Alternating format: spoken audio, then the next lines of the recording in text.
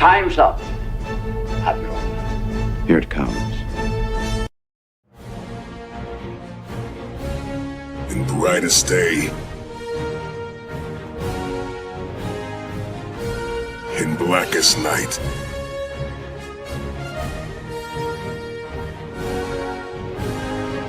no evil shall escape my sight.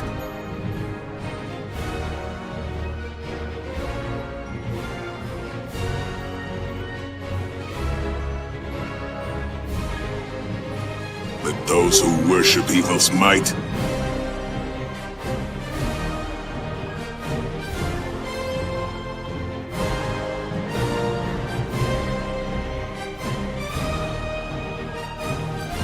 beware my power.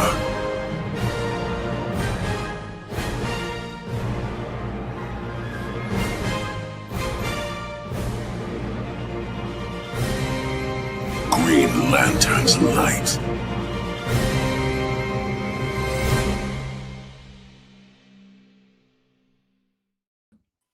Howdy all, welcome to Brightest Day, Blackest Night Reviews, where we're going to essentially shit all over James Gunn's Lanterns. Because yes, it is still James Gunn's Lanterns.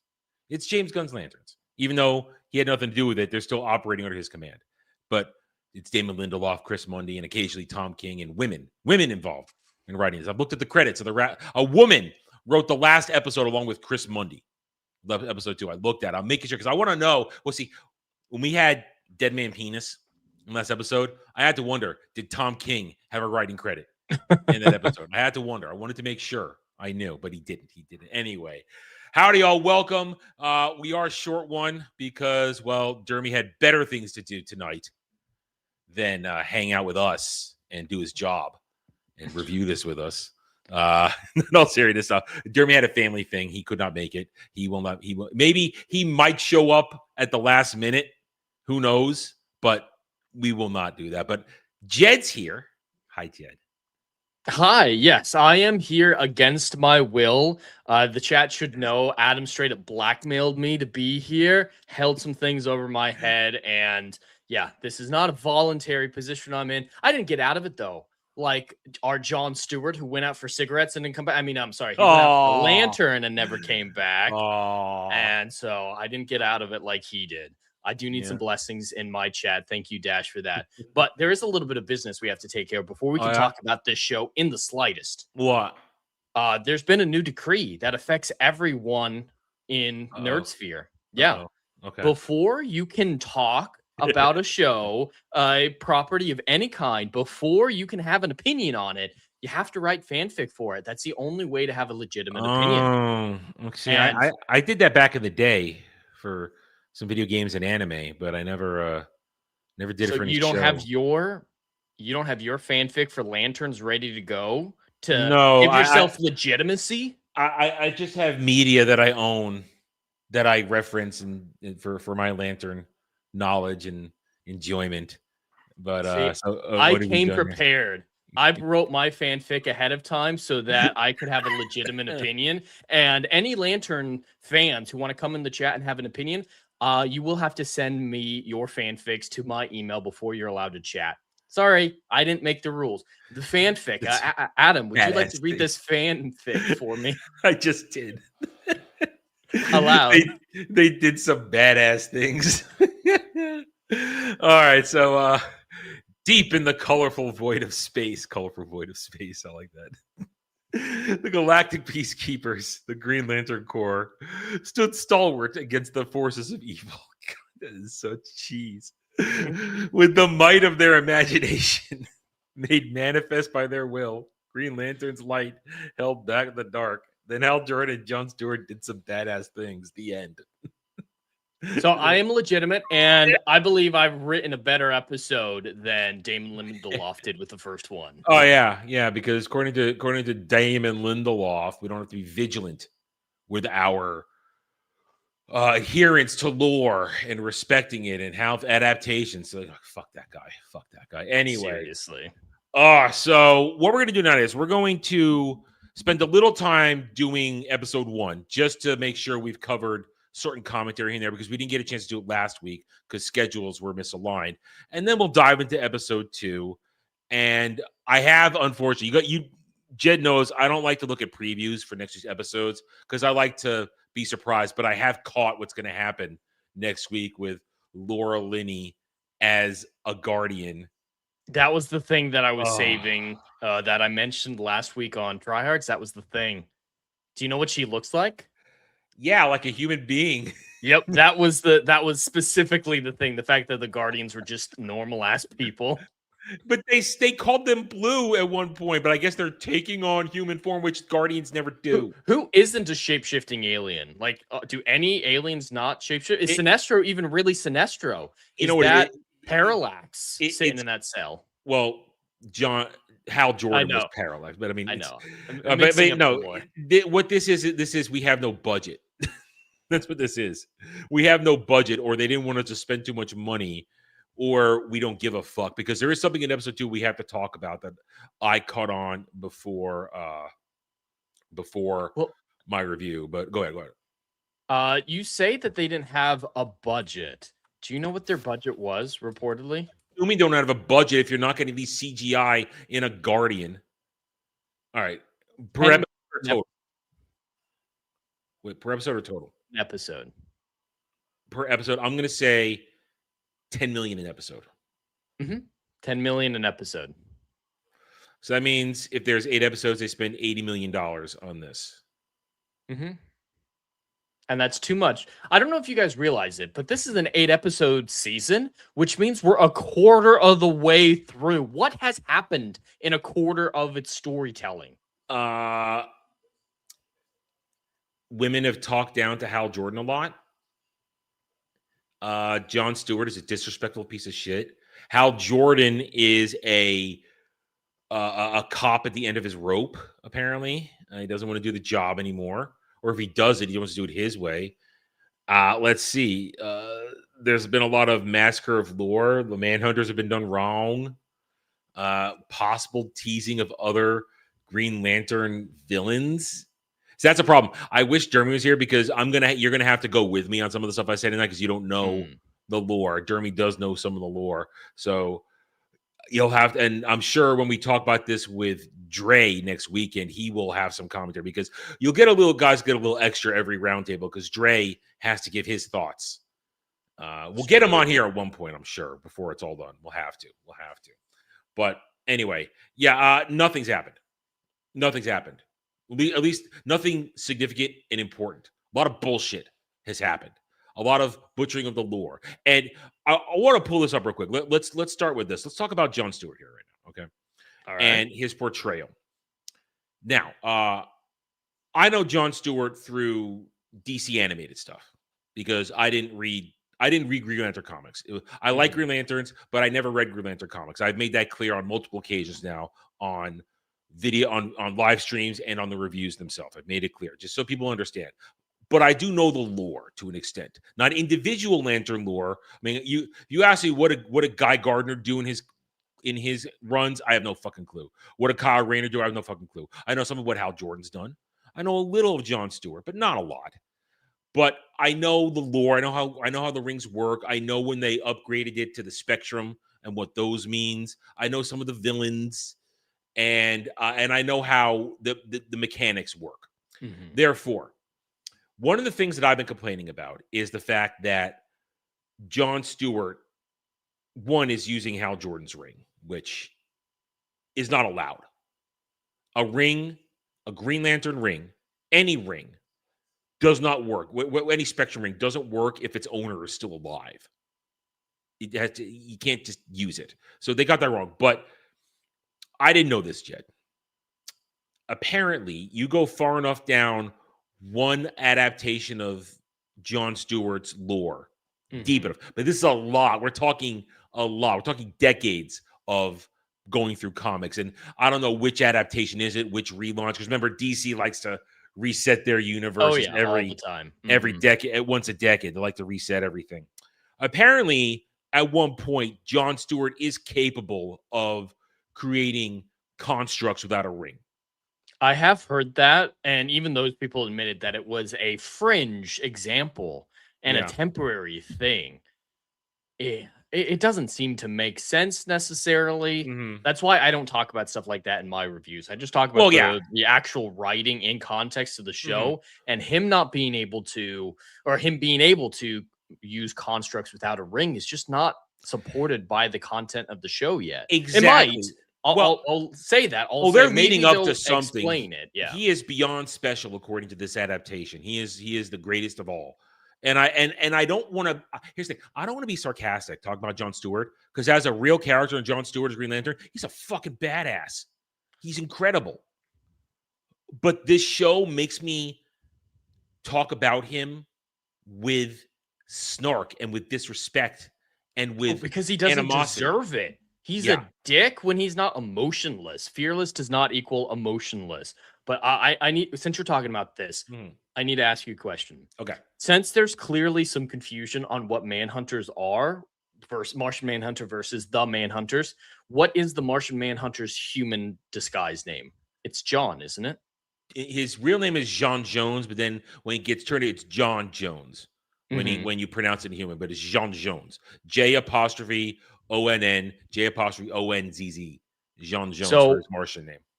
normally, I wouldn't come up with fan theories this crazy, but because I accidentally stumbled on Manhunter as Manhunter thing, I'm gonna throw something really risky out here. Okay. Am I I'm am gonna I, am I gonna say point and laugh at you? you might, and then I Okay. might be proved right at the end of the show as well. To explain why he's able to use the lantern power without the ring, I Mhm. think they're gonna have the Manhunter be, as we saw already, Martian Manhunter of some kind of Martian, and it be his father, Oh, I which would don't make him John Jones. that John Stewart, and John Jones combined as a that oh no character. that I no, You I don't said that about the know. Manhunters and a Martian Manhunter. Yeah, but now it's just one manhunter. It's not even the Martian. It's not even the manhunters. There's one manhunter Yeah, who and they're not is going with the robot design. It's biological. So it's I think that something. explains why the dad knew something about Green Lantern Well, lore here's the ahead thing. of time, just didn't know No, Hal's well, name. here's the thing. According to what I understand from this trailer, uh, the baby that Laura Linney is in front of, that's baby John Stewart, and that's his mom. Mm. So apparently, the theories are from the Guntards is that his family they were tasked to making him the perfect Green Lantern. So I don't think that that Dad Jones who shoots apples off his head is a Martian. I do not think he's a Martian. I said it was crazy. We'll have to It's see if yeah. I'm right, but it would fit with the level of creativity that these writers have, as in moronic creativity. Yeah, I don't think. I think they did pull from Martian lore for the Manhunters that only a single Manhunter is alive and can somehow infiltrate and destroy society. No. Manhunters come by the hundreds and thousands and lay waste to your planet Yeah, they're with like the with flood. yeah. They just are they're nigh they're not unstoppable, but they are a giant wave of endless destruction because Mhm. that's what they do. But that's episode 2. So let's look at episode 1. So I only started with episode 1 without John Stewart stuff because I wanted to get that out of the way. So anybody Yeah. watches can't go, don't you know the lore that John Stewart he can make constructs out the ring? Yeah, you got to go real deep into one They adaptation of his all lore. Wikipedia'd it. They didn't Oh know yeah, this yeah, before the episode came yeah, out. They're yeah. acting I like know. they're some experts. I don't believe any of them. Oh no, I saw one of our favorites. We've one of our favorite Guntards. We've gone out for Axel, which we've used in other previous examples. He was showing the comic pages, and somebody on X went on and said, "You dumb son of a bitch! We know you never read a goddamn thing. You just ripped that off of image search and slapped it up there, pretending you know what it's talking about. So shut the hell up." So there are people like us out there who are calling out these complete and total jackasses who Mhm. are just pretending. They're LARPing. I was called a Green Lantern fan LARPer during the first review. No, I'm a casual. I'm an extreme casual. I think lanterns are badass and cool, but I don't know everything. And I thought I had made that clear, and I'm making that clear now. I don't know everything, but I Well, understand the characters. you have to keep making that clear because these Yeah. stands have the attention spans of goldfish. So they haven't watched you say it before. Yeah. It's a miracle they're able to get through this show. And the Oh, reason my They love stream this is show. They oh love yeah, it. God, they absolutely love it. But the reason I titled my stream what I did, that slow does not mean good, that seems to be a lot of their arguments that I've seen online is it's slow. That means it's smart. Oh, it's taking its time. It's a slow build. Yeah. It has an entire season to go somewhere. And I just come back with we're 20% of the way done and have done 10 minutes worth of all right. building. Jed, you have to remember these people think 8 episodes is a real season. You have been introduced in the past couple of years. You've been watching series that have 20, 25, 26 episode seasons now. So you have self-taught yourself what a real season of television looked like from the 80s and the 90s and the early to mid 2000s. You know what it looks like. These idiots think that 8 to 10 episodes over the past 10 years now, that's a season of television. No. That's barely even getting started. In the past, 8 episodes in, you're like, oh yeah, I barely started the season. Or if you took those 8 to 10 episodes and put it in an actual 26 episode season, yeah, that maybe covers the main arc whenever they come back to it. But in between that, there's filler episodes, which are character works or giving you episodes expanding the lore. Care. Like I'm watching Stargate Atlantis right now, and my wife didn't believe me, but she came to really like Rodney. I told her. I told her. Yeah. But we just watched the Rodney episode where he got trapped in a puddle jumper at the bottom of the ocean. That is just pure character work. You skip it, the overall Facsimile Sam. But yeah, you skip that episode, you still understand the entire season arc, but you gain a perspective on his character that's irreplaceable. Well, we don't have time for that anymore. Yeah, because you have to understand, Rodney, up until season 1 of Atlantis, he had been a guest spot on SG-1, and he was just a complete asshole. And there's nothing redeeming about him. He's hitting on Sam. He's second guessing everything. He's trying to he thinks he's smartest guy in the room. For most of the time, he would be. Yeah. But then you get to Atlantis, and the thing is, Rodney was not supposed to be a part of Atlantis. Small tangent. Rodney was not supposed to be a part of Atlantis. They were supposed to be a different character, but they said, no, let's make it Rodney McKay, and let's give him more to do. And then they gave him more. They expanded it, and Rodney becomes one of the best characters in the entire franchise. One of the best episodes is season 4, I think, when he gets the parasite in his brain, and he starts to become a retard. And that's one of my I remember that one. It's such a good episode because that's just scenery chewing the whole time. It's such a good episode, and it's so good. But back to this, there is no time for this, and there should be time, because here's how dumb. Dre mentioned this on Sunday when we were letting him rant for a little bit on episode 1. This is Hal Jordan, roughly 30 years in to being a Green Lantern. We should care. We should have seen Adventure 30 years in, but no. James Gunn's infinite wisdom. Let's have this world have superheroes and things happening before Superman's even a thing. Well, not even that. You can get the audience invested in a grizzled near-retirement cop in this instance. I think the perfect comparison is Lethal Weapon. Murtaugh is, only 50, but back in the 80s, that was a big deal. Yeah. And though he is at the end of his rope, when it comes down to it, the audience is shown that he's highly competent. We see him handle himself in fights. We see him handle the suicide situation fairly well. And yeah, we're shown competency. Yeah. Hal hasn't done anything even remotely competent, or at least to even suggest that he's had more than a week. He can fly. Yes. Great. I mean, what else? He shows that he has knowledge in what shit looks like, but he does it in such an unappealing presentation that we don't like Hal Jordan in this. We don't like him. Incredibly unlikable. He's snark. It's 100% constant snark is what I started calling it in my second review. And it's off-putting because it's not lovable snark. It's, wow, you are an irritating prick. Stop pretending you're smarter than everybody. And here's the thing. There are elements of real Hal Jordan in there. One, he bucks authority. Hal Jordan does buck authority. He doesn't really like to be told what to do by the Guardians of Oa. So sometimes he will ignore what they're saying and go his own way. It's more hot But though than but he I'm has lazy. but he has loyalty and respect for the ring and the job and the core. And what he does is for the good of the core.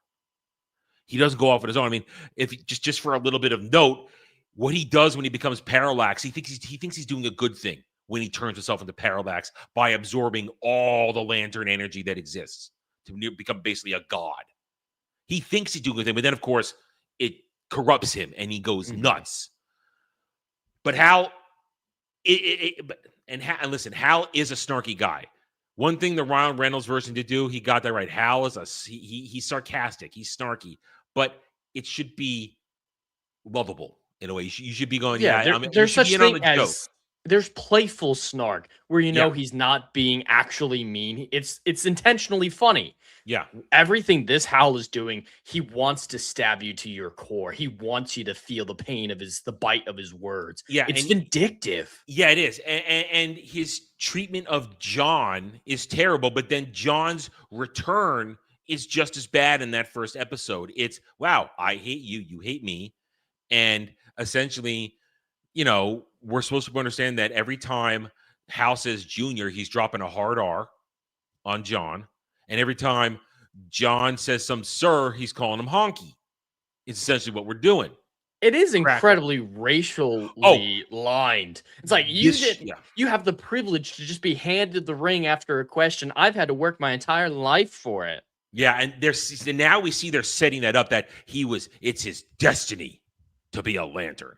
Yes, according to if Derby was here, I'd let him talk about how he did some quick research and John was chosen by the Guardians, but he was still given his own ring.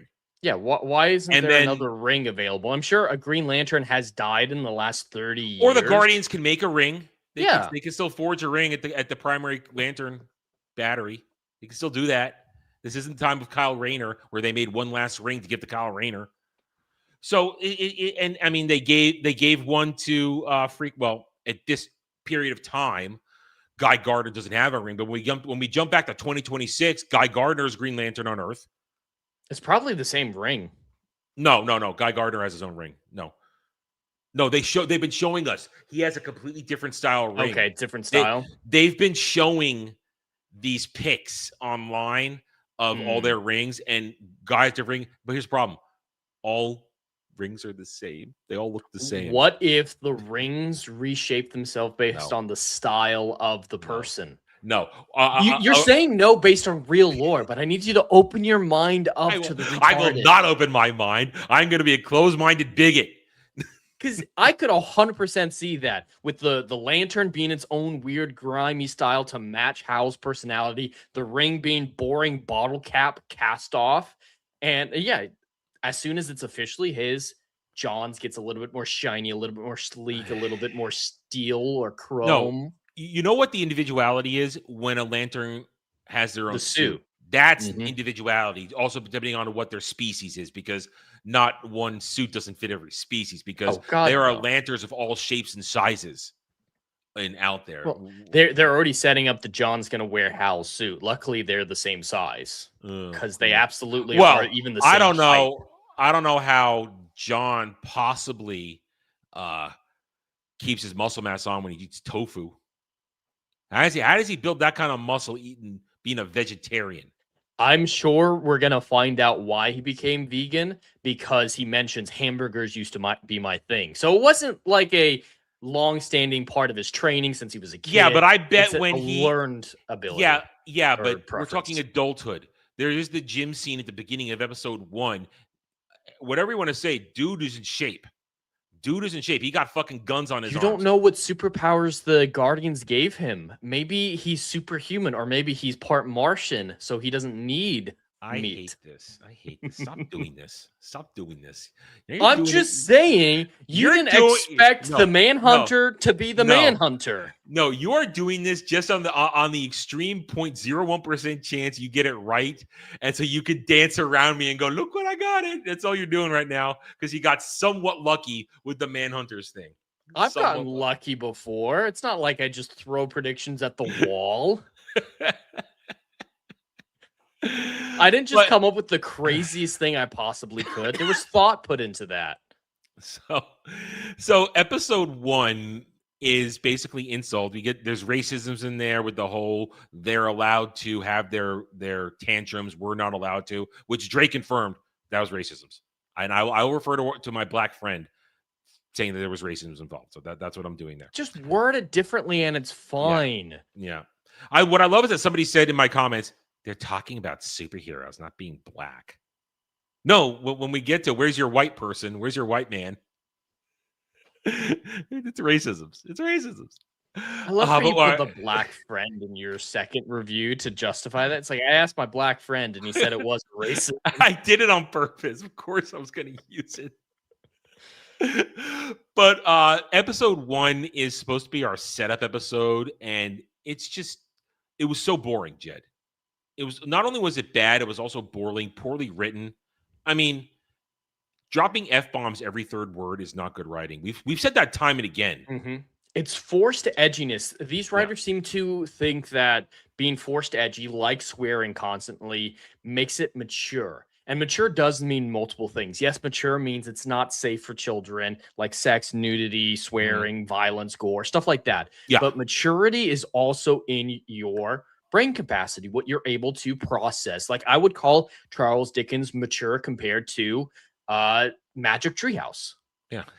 if you know that reference. So being mature in one way, they seem to think transfers onto the other type, because people think this is a well-written show, that this is heir to True Detective in quality as well as style.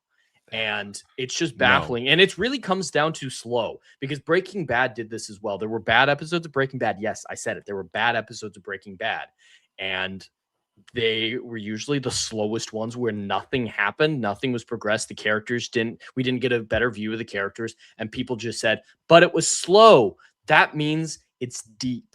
It's thought-provoking. It's thought-provoking. It's the same thing with the swearing. It sets it in a different class. It almost creates a FOMO is not the right word, but separates itself from everything else. It's different. It's special. You have to check it out. It's unlike anything we've had before. That's not how it works. Same thing happened with Game of Thrones. Oh, please. Now, it made sense for the world that was built. I won't say that the nudity and stuff and the gore, especially in the early seasons of Game of Thrones, didn't make sense. It absolutely did.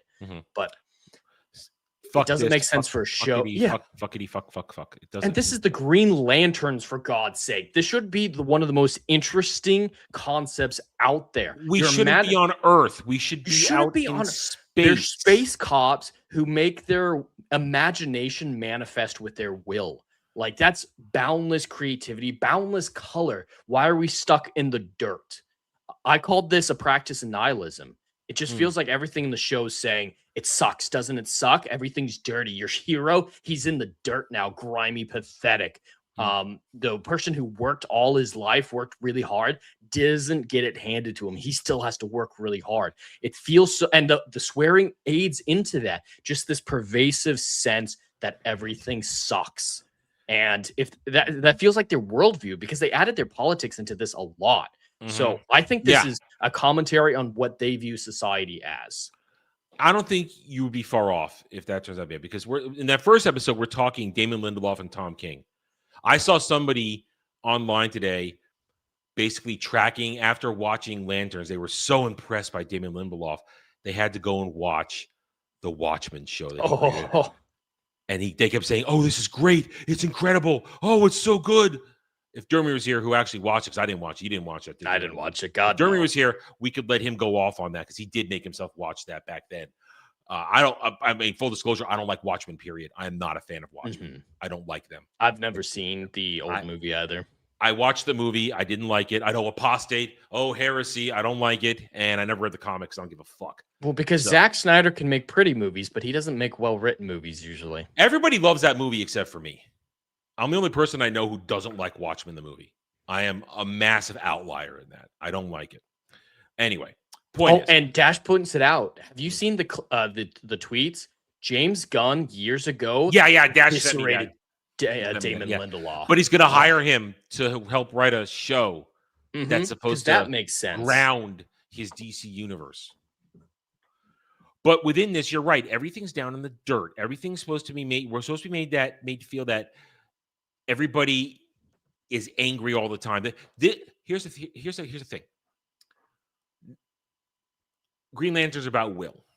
And if you are going to tell a show about lanterns, and I was very critical, and I'll admit this. I was critical. We were saying it's called Lanterns because it's going to be more than just Green Lanterns in this. It's going to be on the spectrum. I'm starting to suspect they are going to push the spectrum into this in one way, shape, or form. If that is atrocitus, they went full CW. I really want to talk about that, but I want to wait till we get to the episode 2 discussion because that is mind-numbingly bad if that's how you're going to introduce atrocitus. Or Sinestro, for that matter. He looks like a sunburnt therapist. And here's the thing. He looks like me with a mustache. Here's the thing. Okay. Dash brings it up. I was about to bring it up. Ethan Van Sciver, EVS, one of his biggest things he did was with Jeff Johns was restarting the Green Lantern comics in Rebirth. He did the art. He helped create the Spectrum. He did the modern Sinestro. He helped create the looks for Atrocitus and all those things. And he's busy going, EVS is stroking the hell out of this show because he thinks Throat Goat thinks he's getting some sort of payday out of this eventually. He thinks they're going to use something that he helped create. He won't get anything for Sinestro because he didn't create Sinestro. Sinestro was created long before he came along. But the moment they bring in a Spectrum ring that isn't yellow, they bring in any of the other ones. He helped create those with Jeff Johns so he could be in line for royalty. So he is stroking the hell out of this. If some way, somehow they use it, he'll get a royalty check, and then maybe they'll give him a call for season 2 and ask for his help. Well, he would have already gotten a check by this point. They would have had to clear the rights and royalty situation. He might not have received the money, but he would know now whether or not he was getting it. That's a good point. That may be why he's stroking his arm because he knows what's coming. Yeah, if he knew he wasn't getting any, I doubt he would be acting like this. That's an excellent point that my brain did not even comprehend because I've never had to deal with royalties, so I don't know how that shit works, but you understand that stuff. So rights-wise, they have to clear everything rights-wise before they can start shooting. Or at least until it becomes a final product. You know what? That explains it. Latest final edit. That explains it. That's why he's working this hard. He knows something he used is in this.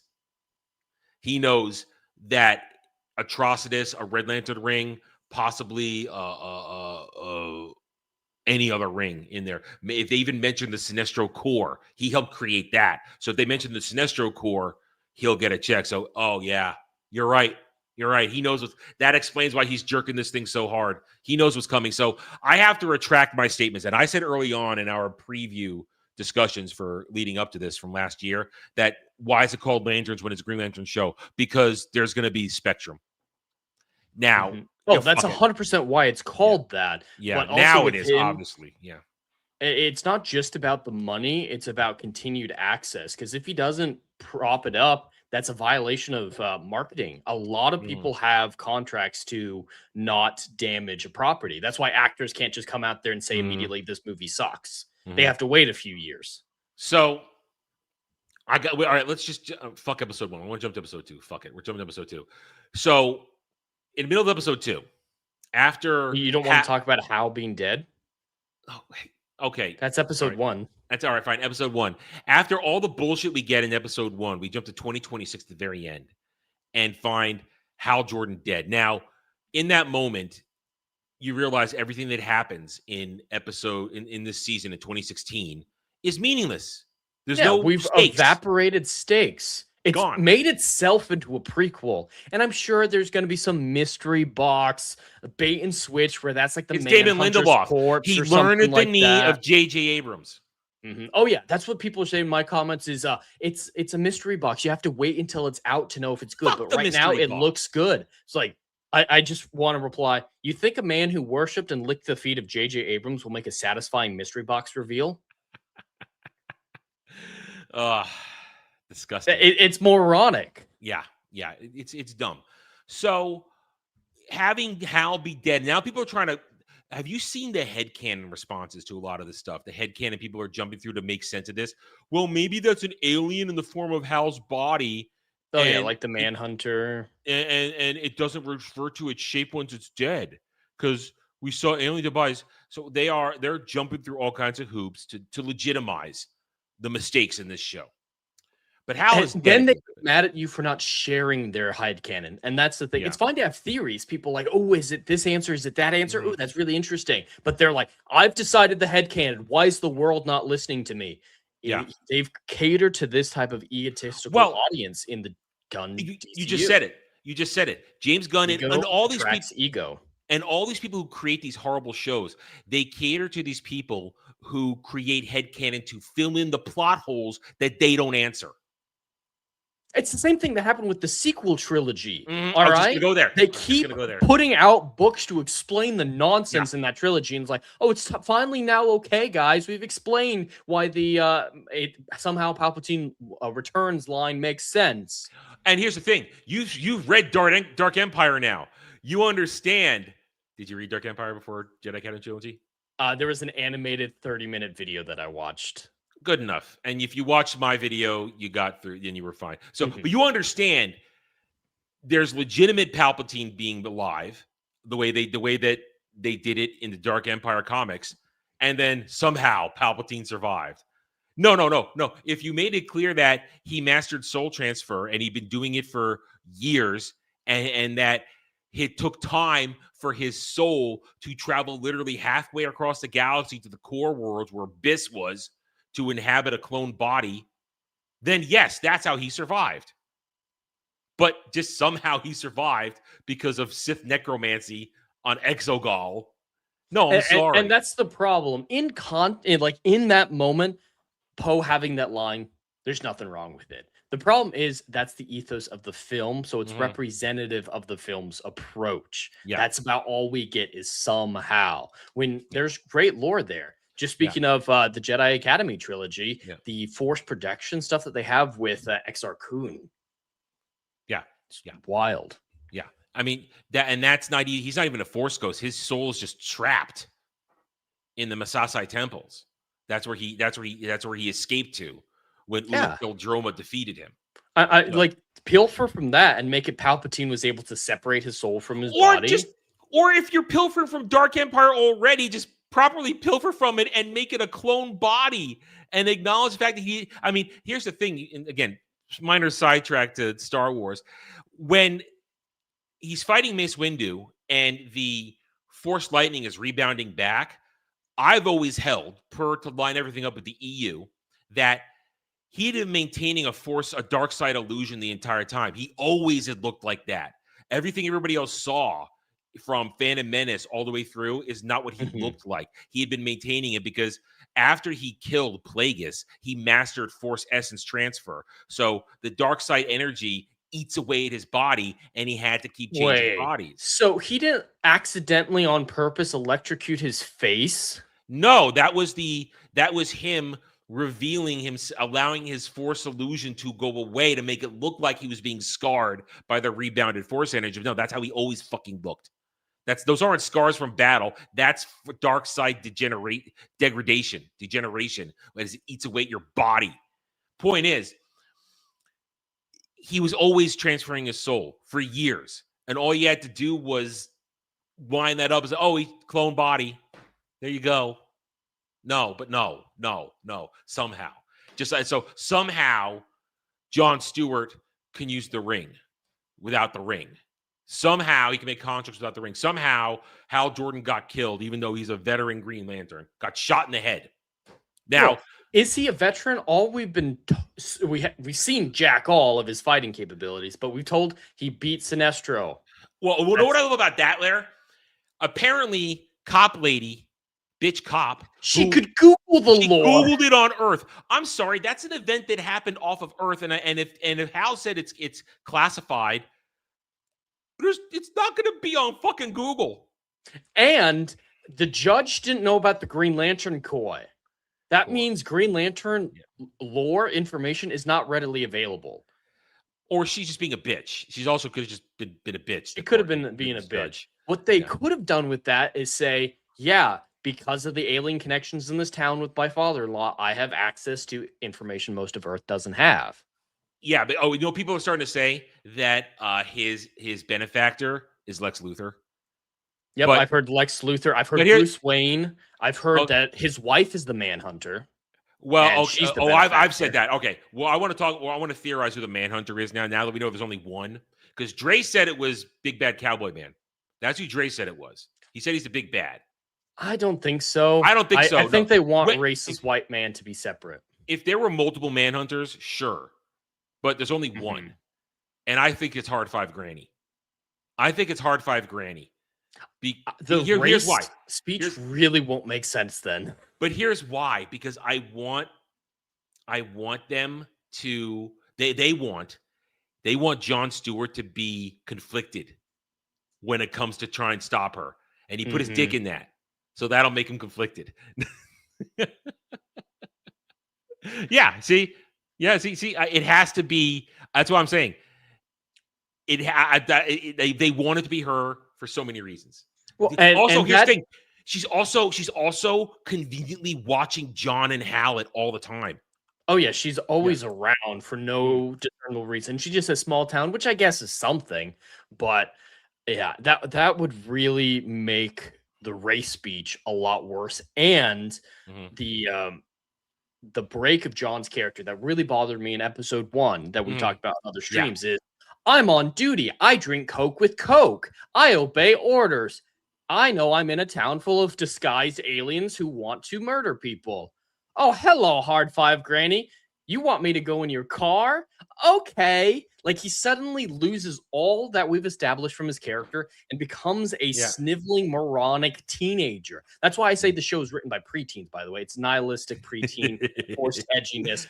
But that's a common trope with writing is when you have a goal to accomplish, you throw character development out the window. So they want the moment that you're talking about of John being conflicted about fighting Granny. So they're like, all right, we'll have them sleep together earlier on, and they don't care about justifying it. It's retroactively shoved in and then not thought about again. Yeah. No fear of possibly getting a sexually transmitted alien disease.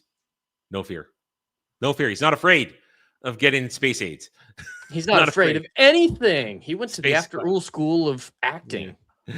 So you have that is such a annoying thing. So I think she's the Manhunter. I think she's the Manhunter. I don't think it's now. And here's the other thing: they're trying to tell us also that Sheriff Kane is related to Cassandra Cain, Batwoman from Gotham, because she says I came from Gotham. So I know a thing about needing to restore order. Shut up. And we know she's not it because she shows up in 2026. Yeah. We know definitely not it. Or they don't find out who it is and they just give up at some point in the time skip box. Yeah, that's very mystery box. Oh Lord. I'm wondering if they reveal Batman as part of this in some but way. That takes you one. I mean, that makes you want to take us back to what we were talking about earlier. This established world. James Gunn wants the established superhero world, the benefactor. Bruce Wayne, no, because Bruce Wayne doesn't give a fuck about aliens. If this is at that point in the timeline, Bruce Wayne gives a fuck about Gotham.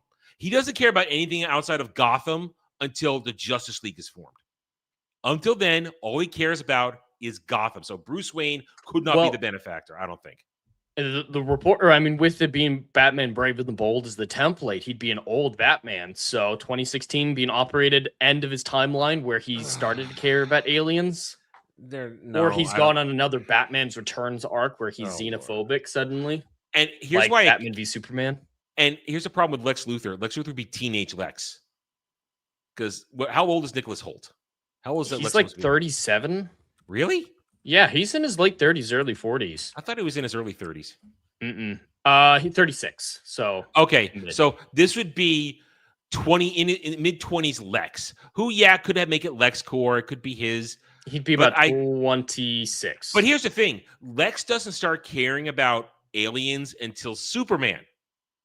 That's when Lex gets. Who doesn't show up until 2022. Who's right now is in Missouri Smallville, not Kansas Smallville. He's in Missouri Smallville, being raised by double wide Kents.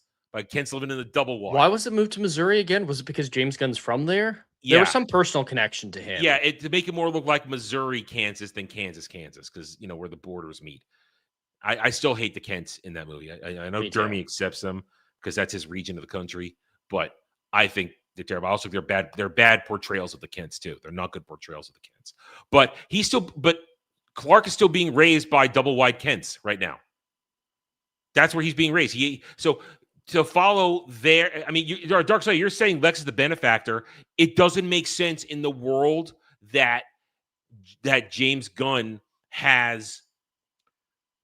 Was it Green Arrow? They put Green Arrow and Green Lantern because green. You think it's Oliver Queen? Is it Oliver Queen? Could be Ollie?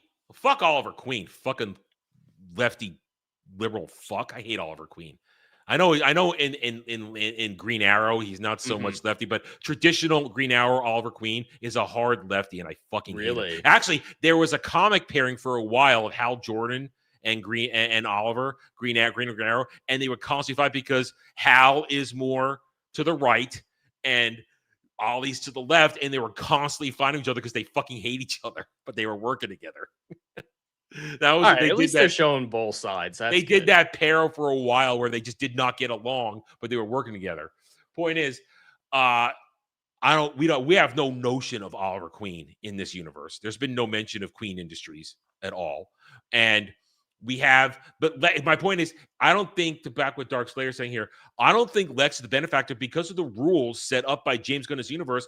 Lex would not care about aliens until Superman arrives on the scene in 2022, because remember, in 2025 he's been Superman for 3 years.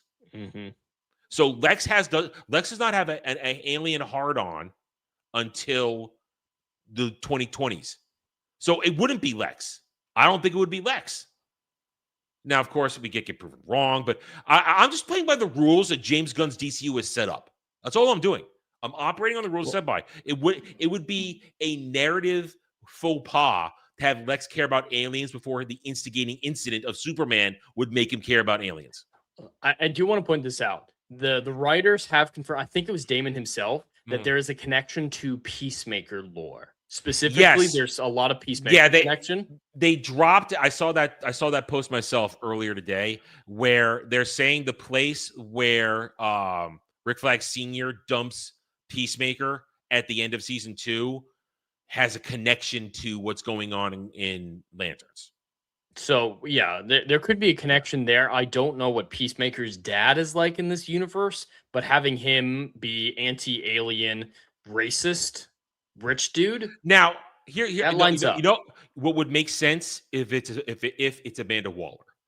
That would make sense. Because Waller is already. Well, I don't know if she would hire a bunch of locals rather than having she her would organization there. No, I think she would. This could be early on in Cadmus or something like that, where they're funding it in a certain way.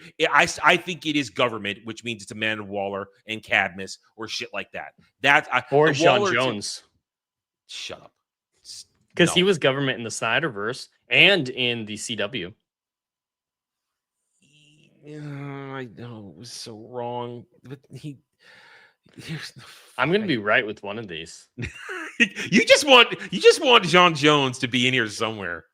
We already know the Martians are in it, so of course the Martian Manhunter is not a crazy leap to make.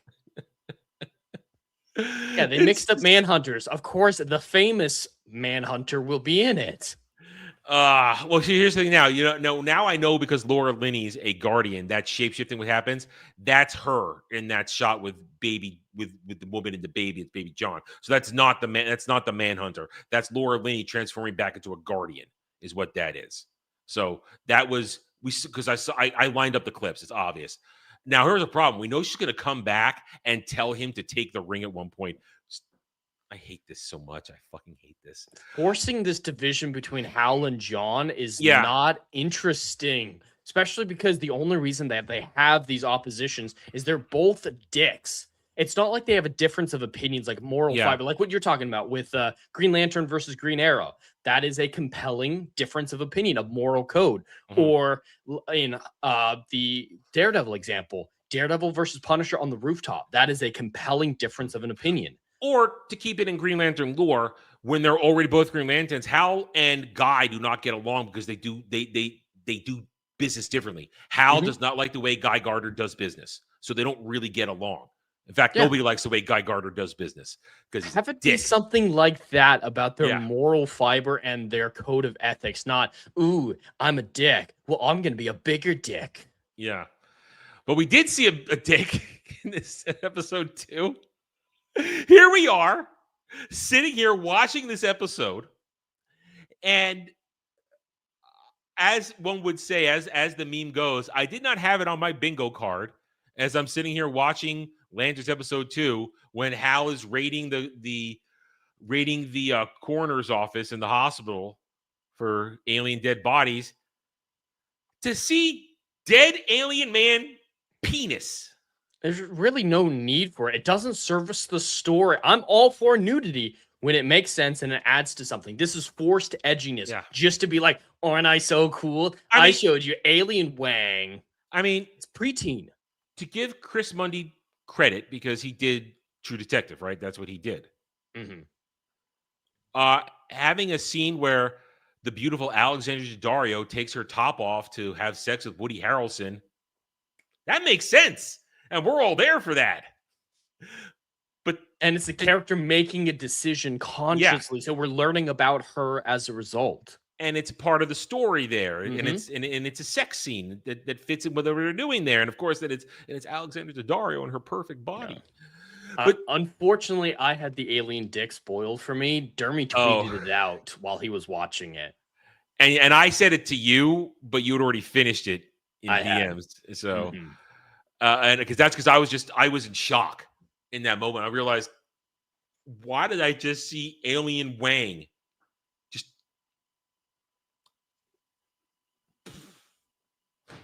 kind of slapped you over the face, didn't it? Yeah, like the inflatable penis you said killed me 2 weeks ago. Anyway, so it was just, why? It's forced edginess, and it doesn't even make sense in context. What was he trying to learn when he accidentally stumbled across the alien detectors? I might have missed something, but it looked like it was paper thin. He just wanted to prove that there was an alien detector in the metal detector. So he seemed surprised when that happened. Well, when he passed through, he's going through it, and he's like, I think I think he was checking for this. I think he was checking for the skeletons.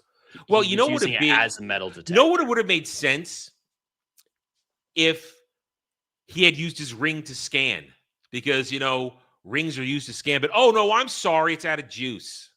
It's out of, I fucking hate the out of juice aspect of it. Separated from Lantern lore, just talking about what it shows me in the episode. All right, we have ring low power. It straight up says 5% charge. It explicitly says 5% charge. Then later on, he flies up a little bit to see half a block away from him. It's just a half a block. You are. And he crashes to the ground with the depleted ring within 5 seconds, let's say. Yeah. That's telling me that you have 1 second per percent of flight. It does. And then the bird must have been draining the battery. Well, then the bird should have disappeared. Well, there we go. Then they show him with a full charge fly to the other end of the galaxy. So that's contradictory. If 5% is not enough to hold him in the air for more than a few seconds, there is no charge that can get him to the other end of the galaxy, let alone in the first episode from California to Nebraska. You can't have 5% be, stumble, fall. Oh, no, I'm completely out of power. Once again, you have basically forced attention towards the complete mishandling of how the power rings work in this show. Because by lore, a power ring, when fully charged, when very charged, allows a Green Lantern to fly at faster than light speed travel across the galaxy to get places. It's shown in all Lantern adaptations. It's very easy to do that. If you can travel that fast, then he could have gone back to Coast City to get his own goddamn Lantern battery. But no, and Massa people are Hal, saying he didn't do that because of his bail, saying he has to stay inside the state. Does this Hal Jordan look like he respects an Earth judge? No. If he needed to go back, he was going to go back. He sent John because he didn't want to fly commercial. It wasn't because he didn't. He respected the bail. Massa Hal, get it right. Massa Hal.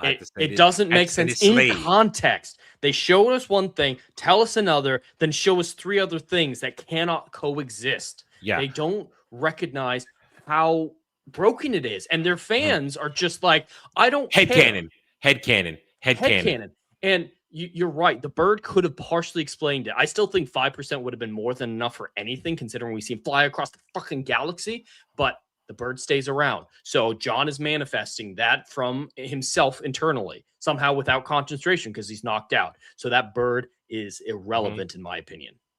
The bird, I agree. But I made that connection because I know. It came from that ring. Therefore, that ring and its energy was the source. But no, it's John's power that made it, because he has it inside of him, because they're jumping ahead in abstract lore that wouldn't make sense here. Because it justifies him being the greatest ever. I wouldn't be surprised if he doesn't have a ring at the end of the show. And he's just a lantern anyway. He'll take Hal's ring, because that's the whole point. Because he's going to be in Man of Tomorrow. Yeah. Jon Stewart, we know he's in Man of Tomorrow, and he'll be Green Lantern in Man of Tomorrow. And do you like how Hal clearly has some superpower, some regeneration? Setting aside getting shot, he fell 20 feet from the sky. All right. With a depleted ring. Yeah. The ring wasn't protecting him. People are trying to tell us that the ring increases healing. I have never heard that about a ring. Now, a ring can be used to heal you. There was a great moment in the New 52 DC animated stuff when they started that line of movies in Justice League War, when Hal breaks his arm while fighting Apocalypse, or fighting Darkseid and Apocalypse. He creates a construct cast on his arm for the rest of the movie. He doesn't heal himself. That makes sense. The ring does not imbue regenerative abilities. Some people are saying, even if it did, he healed the ring's from the gunshot. out of juice. I know. So, and they're saying as soon as he got the ring back at the end of the episode, he managed to heal himself. The rings don't work like that. The ring can protect you. It can shield you. No, it was a through and through, Adam. Yeah. As we know, those are meaningless. It's a warning shot. Oh, can we talk about that now? I got to talk about that. You are Hal Jordan. You've been Green Lantern for 30 years. You have one of the most powerful items in the galaxy. A charged Green Lantern power ring, any power ring, very, very strong. It is your game changer no matter where you are. It gives you the upper hand against anybody, except maybe Superman, who can bust through a construct.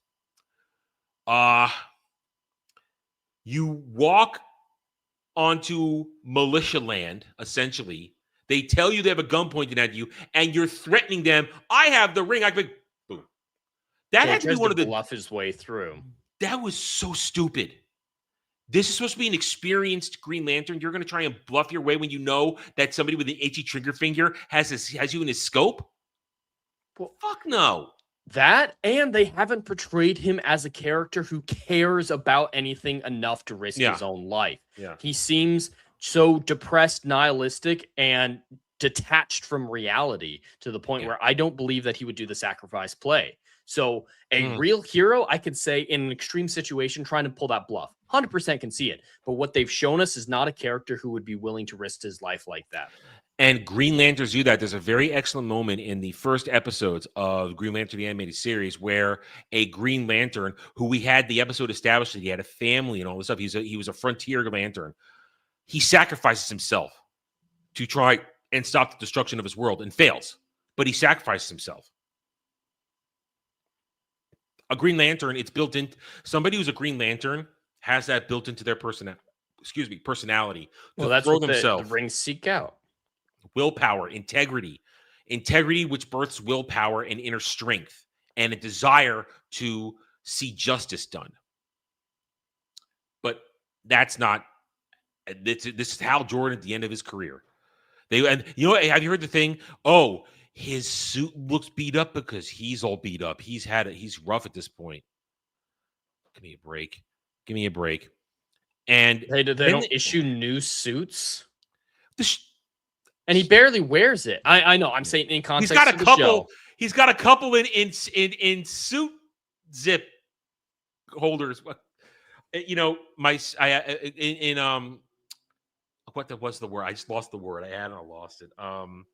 Those suits look awful, by the way. When he wears it, he looks like it's in the 80s. The shoulder pads. It's terrible. It's terrible. No, in a garment bag. It's in a garment bag. He has 2 more suits in garment bags in the closet. Oh my god! And I got to comment with this. Now they got it right. Yes, a lantern stores his battery in a subspace pocket, In a but box. but not in a box. They're not in a safe. It takes another It takes a if the other that lantern knows where it is, can get into it with his ring. But another lantern needs to be able to use their ring to find where it is. He puts it in a safe in a hole. What the fuck is that? At least it's voice activated. Yeah.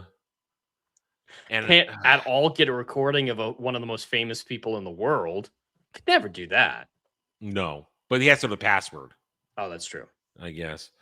Listen, I'm talking quickly, and the hiccups sometimes happen when I talk quickly. And then the mansion thing, that was weird. Ridiculous. Yeah, Well, he just had it gifted to him. I think it was meant to perpetuate the whole white privilege thing. That he just gets handed things go that for being white. And you saw the thing. All his only furniture was a folding chair and a television, which is perpetuating that whole, all men need a chair to hold their beer and a TV. No, fuck it. I like having furniture to sit in. I like having real furniture, places to put stuff on and store things. And granted, that's not real furniture. It's what I'm going to get by with for the next year. But you get my drift. But No. do real men need flesh-eating plants? I don't know if that's lore for Hal Jordan. I don't know if he has a pet carnivorous plant. I don't know. His name's Earl, right? I said Carl. Is it Earl? I said Carl in my review. I don't remember. Whatever. They thought it was so funny. They thought that whole sequence was hilarious. It's like, yeah, the key by the rock. There's a lot of rocks. It's the one that looks like a sad potato. Might be smiling it's a smiling potato or a sad one if I put it upside down. Yeah, they thought that was hilarious. That's why I called it preteens. It's edgy preteens with awful forced wannabe dad humor. Yeah. Like it's truly written by immature people trying their best to seem mature in every sense of the word. Yep. It's childish. And just childish people think it's amazing. Here's the thing. It's just these people don't understand how adults have conversations or how adults behave, especially if you're Jon Stewart and you were a Marine. You're Hal Jordan. You've been a Green Lantern for 30 years. And you've been through shit. Yeah, of course you've been through shit. I was actually in the military, right? And the military has a reputation for swearing a lot. That's absolutely true. Never heard that much swearing from any military person. That was just next level. The military people I know, they get creative when they have to swear a lot. They just don't say the F word over and over again. They mix and match. They make something colorful to express themselves. To quote Spock, colorful metaphors. Colorful metaphors. Exactly. You mix it up to keep people interested. That's why inflection is a thing in your voice. You have to mix things up to maintain attention. If you just say the F word all the time, that is a plateau of inflection dialogue writing wise, because inflection applies to narrative, to plot, to dialogue, to everything. But Marines specifically, Marines are famous for being dumb, but that's not the jarheads. That's not what the stereotype I'm going to talk about right now. The stereotype is because they come across as dumb, it's actually a degree of focus. When Marines are in a high tense situation, there's very few people I'd rather have around than a Marine in a situation like that. But they're very good at saying exactly what needs to be said in the simplest way possible. It's shortest route to your destination type speech. John does not do that. He just either, I really hate you, sir. You suck, sir. Or he's, what's up with that? Or he complains about white people, which we'll get to. I want to highlight this real quick. That's a really good realization. The meat-eating plant fed by the man who eats plants. That's pretty good. That's pretty good. Go ahead. Criticism. I don't remember what were we just talking about. You're good. I don't know. We killed the conversation. Oh no, here's where I'm gonna go. Okay, so let's go to that now. So after, okay, you know what? Let's talk about that. Let's go in order here. After John gets the lantern, he gets kidnapped by the alien squad that are trying to infiltrate Nebraska, and they get the speech of the manhunters destroyed our world. And okay, he doesn't have the carnivorous. He doesn't have a carnivorous in the comments. Yeah. And an alien buddy named Idiot said, okay, thank you, Night Lantern. Someone who actually knows comic lore. Thank you. I appreciate that because, as I've said, I don't know comic lore all the way. That's I very know helpful, certain yeah. arcs. So thank you. Okay, so no Carnivorous Plan. It's bullshit. Created by Damon Lindelof, and Chris Mundy, and Tom King, and James Gunn. Because they think it's hilarious. So they get kidnapped by these guys, and dude starts going on about the Manhunter destroyed our worlds. Now, I need here's to the say thing. something here. Go ahead. So I knew they were talking about obviously the Manhunter destroying their world, but for a moment there, I glanced away and thought they were talking about this Manhunter coming to Earth for a moment there. And he said he came to this planet, disguised himself as a local, then caused a great Holocaust. My brain went to, are they saying the Manhunter was Hitler? I thought that. I thought that for a few minutes. And then I realized no, they're talking about their own worlds. But here's the problem. Once again, it's not just it takes an army of Manhunters to destroy shit, not just one. But it's so stupid. And my brain didn't go there while watching it because I didn't think they'd be that stupid. But I did catch an article before I did my review saying that the dude who keeps telling John, "Watch it, John, watch it," and with no flashback at all, just him going as he gets. You have to show a flashback for that eventually. No, they won't. They won't. I'll be honest, it didn't occur to me that they might be setting up that guy as Atrocitus and the beginnings of the Red Lanterns. Okay, I mean, first of all, that happened hundreds of years ago. The annihilation of Atrocitus' world happened hundreds of years ago. And I mean, it makes sense if you follow their retarded logic in this show. Oh, you're finally being open-minded to the retard. Shut up. No, it makes it, but then if you understand how a Red Lantern works, one, if they already have their rings, Red Lanterns are not subtle. They are conquerors. They smash you to pieces. They're rage personified. That is what the red represents: rage, wrath. They're not going to send in. First of all, they're not going to say, "Oh, we don't want to kill civilians, innocent civilians." No, they don't give a fuck about civilians. If it's part of their revenge, they don't give a fuck. Red Lanterns would not be using subterfuge. And why are they not using their rings? Because it's not like it doesn't make sense. It could happen knowing them. Well, in this iteration, the only other ring we know about would possibly be Sinestro's yellow ring, his fear ring. But we haven't mentioned that. We just know that Sinestro used to be a Green Lantern. We don't know if he even made the yellow ring yet, the fear ring. We don't know anything. We're going to find out next week, I guess, as Hal and Sinestro have a talk in prison. Good Lord. So if he's Atrocitus, my God, that's terrible. That is so dumb. And that's something I want to throw to Dre next week when we talk to him on Roundtable on Sunday this weekend. Mm-hmm. I want to throw him that. I want to see Dre lose his shit. Because you put Atrocitus in our intro, because Jed made the intro. The giant red dude that Hal is fighting, that's Atrocitus. Really? I didn't do that on purpose. Oh, no, that's Atrocitus. That beast of a creature who is vicious and horrible. That's Atrocitus. One of the deadliest enemies out there for a Green Lantern to face, Hal to face, any of them to face, because he is massively strong. His hate knows no bounds. His rage knows no bounds. So that's who everybody's thinking this, and that the jokes. Oh, it's CW Atrocitus. I mean, and Atrocitus would not Atrocitus doesn't have shape-shifting powers. He wouldn't change the appearance. They just want to shapeshift all the aliens, and I hate that. It's so lazy. It's more of the grounding stuff. Yeah. But they are gonna. So you realize now, if we look at it, we have Green Lanterns in name only.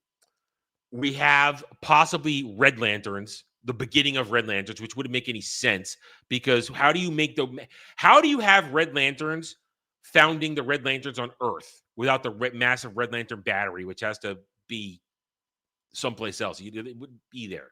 You don't pick that thing up. Clearly, they are teasing. If Sinestro's there has to be the Sinestro Corps and Yellow Lanterns. Now that still leaves Blue Lanterns, St. Walker and the Blue Lanterns. I don't know if they can do that. We know the Star Sapphires. You showed it off from it was imagery used from the Green Lantern series. There's the Orange Lanterns, Greed. John has more greed.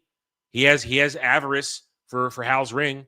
He's more, he is hella greedy for that. he is more Orange Lantern than Green Lantern so far. Because he has no imagination. He Yeah. came up with bubble wrap and thought of a bird when flying. Imagination sounds like it should be pretty important for a Green Lantern. There's a great episode in Justice League Unlimited where Mordred turns everybody into a child using the power of first magic, and right before it happens, he ends up sending Superman, Wonder Woman, Batman, and John Green Lantern to another dimension where Morgana's there, and Morgana casts a spell to turn them back to kids. So you've got little kid John Stewart, and he makes a mech at one point. I mean, he just creates a mech construct to fight in, and it's just so fucking cool. That's imagination, and it's cool stuff. You have to have imagination things. So there's John Stewart has imagination, but there's no imagination in the show. No, Hal doesn't have it. John doesn't have it. The writers don't have it. There's a severe lack of anything remotely like creativity. Yeah, I mean, Darkseid. That's what we're talking about. If that guy is Atrocitus, the leader of the founder, not just leader, the founder of the Red Lanterns, that is going to be so stupid. It's going to be so stupid. Have you seen the meme running around of Tracksuit Sinestro? Have you seen that meme? There's been a lot of memes about him because he doesn't look alien. He looks sunburnt. He's just got a little burn in it. The Ryan Reynolds movie isn't great, but Mark Strong is an incredible actor. He's great in that villain. He's wasted. He is so wasted in that. I love Mark Strong. So wasted. But they made him look good. Yeah, he looked like Sinestro, and then having at the end be in the Sinestro, the yellow ring construct suit to now I'm Sinestro. Yeah, okay, there you go. Just make him the final fight and get rid of Parallax, I mean, I don't know. Movie becomes almost and okay. I don't know anything else about that's the limit of my knowledge of the Spectrum. I know there's Indigo lanterns, but I don't know much about them because they were. And then they kept making more. They made Black Lanterns. At one point, John Stewart founds the Black Lanterns temporarily. I don't know the lore behind that. And then they tried to make White Lanterns, which is absurd. A White Lantern is absence of everything, which doesn't make the creation of a White Lantern doesn't make any sense to me, but they did it anyway because they just needed to complete the Spectrum colors. But if they keep putting out all these lanterns, man, and that's the point. I both want it to be wrong and right that they have Anton be Atrocitus. I want it to be wrong because then I can make fun of it, how dumb it is. But I also want to be right that they can't possibly be that stupid. But we've already seen they are. And then here, I have a question for you. How does Sinestro know about John Stewart? It's an excellent question. Everyone except for John and Hal just kind of know everything that the writers know, just spontaneously. Yeah. I mean, Hal pretends to know stuff. Where'd you hear about Manhunters? What are Manhunters to Sinestro? So he's pretending. I mean, if Sinestro knows about John, it's because, again, the Guardians were breeding him to be the perfect Green Lantern. So, of course, while he was still a Green Lantern, he might have known about it. That's the only connection I can see. But it's just, oh, God. None of it works. The more you think about it, none of it works. Like you keep saying, the writing and narrative, none of this works. Because nothing happens. You're stretching out these events. You're stretching out these events where what's actually happened. Okay, in 2 episodes, we know there's a single Manhunter, which apparently Abin Sur took from a planet, and then it killed him, which is why he crashed landed on Earth, which is not more accurate for Abin Sur in the ring passing Hal at all. It's not how it works. So apparently, the Manhunter has been hiding on Earth as a human for 30 years. He's been hiding there since the 90s. Not doing a whole lot. 80s. I'm sorry, 80s. So 80s, 90s, whatever. So it just doesn't. Maybe breeding.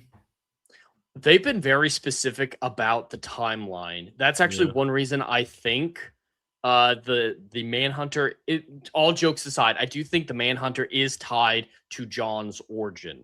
Whether or not it was the Guardians building someone to take down the Manhunter or something, because he was born the same year Hal became the Green Lantern and Abin Sur crashed and all of that happened. Yeah, but if he wasn't born in Nebraska, then it wasn't him because that thing hasn't left Nebraska. I don't think.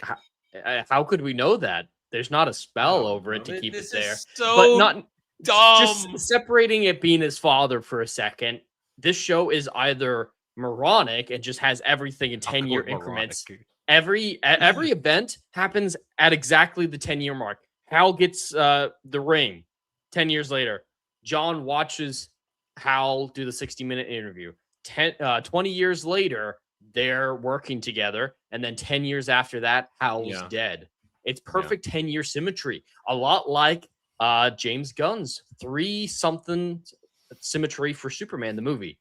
3 years ago, he revealed himself. 3 months ago, this happened. 3 weeks ago, this happened. 3 hours ago, he got the shit beat out of him. Number symmetry is really lazy. And if it's a coincidence that all of this is going on with John the same year that the Manhunters dropped off and Hal becomes the ring, that's a massive coincidence.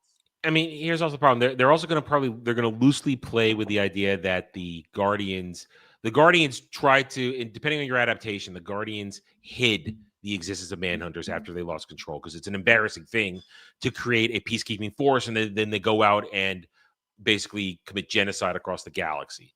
It's a very thing you want to hide. So sometimes they hide it, but in this case, if the Guardian, because remember, and here's also the thing, part of Atrocitus's background is that he knows exactly where the Manhunters came from, the Guardians of Oa, which is why he has a hard-on to destroy the Guardians in Oa. So if that guy is Atrocitus and says, we don't know where they came from, you kind of also just fucked Atrocitus's backstory too, if you did that. Because that's why he hates the Guardians, because they unleashed the Manhunters and the Manhunters destroyed his home world. So if this is some long, arduous thing to have the Guardians also created the James Gunn Manhunters, then that's why Laura Linney made sure that Jon Stewart is born the perfect Green Lantern and trained to have no fear by getting apples shot off his head by his Marine daddy. This is dumb. It's really dumb. It's really preteens playing with their toys in the literal dirt. This is what happens when you have people who have no business writing genre are given genre to write. Chris Mundy may write a good detective show, at least I'm told with that first season of True Detective. But this guy can't write genre. He can't do it. And we know what David Lindelof and Tom King are all about. People are actually saying in posts, Tom King, one of the greatest modern comic book writers ever. No. Man cucked Batman. Man ruined Supergirl. Man ruined a whole bunch of shit. Man specializes in cuck fetish. That is Tom King. He is a walking cuck fetish. Oh my God. All right, anything else you want to say? I just want to say the actor who plays Hal. Oh, go ahead. No. Finish your thought because I do have one more thing because we didn't talk about it. The actor who plays Hal, I've seen him in other stuff. He is a talented actor, and it sucks to see him in this. But the praise that I've been seeing, almost universal, even from people who don't like the show, is that Aaron Jean-Pierre is doing a phenomenal job, separated from the script. I honestly don't see that. Hang on. Hi. Hey. We already talked about the penis. You want to talk about the penis? After Jed finishes his thought. Let Jed finish his thought. But I was just saying, I don't see what people are saying with Aaron being some great actor in this. No. He has two modes. Emotionless because he's fearless, because that makes sense, and he's containing his rage. Those are his two options. When he's not running down the street from the school of Prometheus, running away from things, he caused that pileup and killed so many people. What? I'm laughing. You're right. God, that was awful. Go the other way. He keeps making more cars crash. He's killing people. But the only time he doesn't have those two things is he smiles at the bird for a moment, and everyone latched onto that. Like, look, he's got a heart of gold. He's such a good character. And he crushes the bird this one time. He's so inconsistent and boring in both writing and performance. I think Aaron is worse than Hal. I think Aaron is one of the worst performances. I'm not saying it's his fault. I'm not saying he's a bad actor. I don't know him in anything else at all. But the dick slobbering that people are giving Aaron is confusing to me. Mike Jeremy knows all about dick slobbering. All right. Oh, well, thank you for that transition. No, I could actually explain why people love Aaron Pierre so much. Why? It's because he looks like Jon Stewart. Well, so do Yeah, you in but- our artwork here. We gave you the haircut. Well, yes, but I have the haircut, I have the beard and everything. But no, like legitimately, he looks like Jon Stewart, especially when you go into the future when he has the goatee and everything. He has the look, so that's why people are slobbering over him. His performance is the worst out of all of them, but that's just because it's so. bleh. Nothing. Yeah, All right. it's nothing. Is there's the nothing to look, latch does on that to. matter more than anything else in To some in people, a yes. breakdown of To- performance? Yeah. To be quite literal, yes, because even the casting alone, I still say is top notch. I do not remember the guy who's playing Hal. Great casting. He's way too Aaron Pierre- old. Too a good old, yes, Hal. but Aaron Pierre and the guy who they have to actually play Hal, phenomenal casting. I mean, even when you take a look at, I know this this is not Green Lanterns that I'm about to bring up. I've been drinking a little bit, so shut up. This is not Green Lanterns that I'm about to pull up, but Superman in particular, I still say Cornsmith has the look I of agree. Superman. So you can have something like that can go a long ways for it. Shut up, Adam. But with the see. performance that we've been having with I do think Henry's trying, Aaron has- though. I can see yes. good performance underneath the bad writing. with what we're getting with Aaron right now in particular, all we're really getting is fucking gilfs and racism. All right, so That's here's the thing.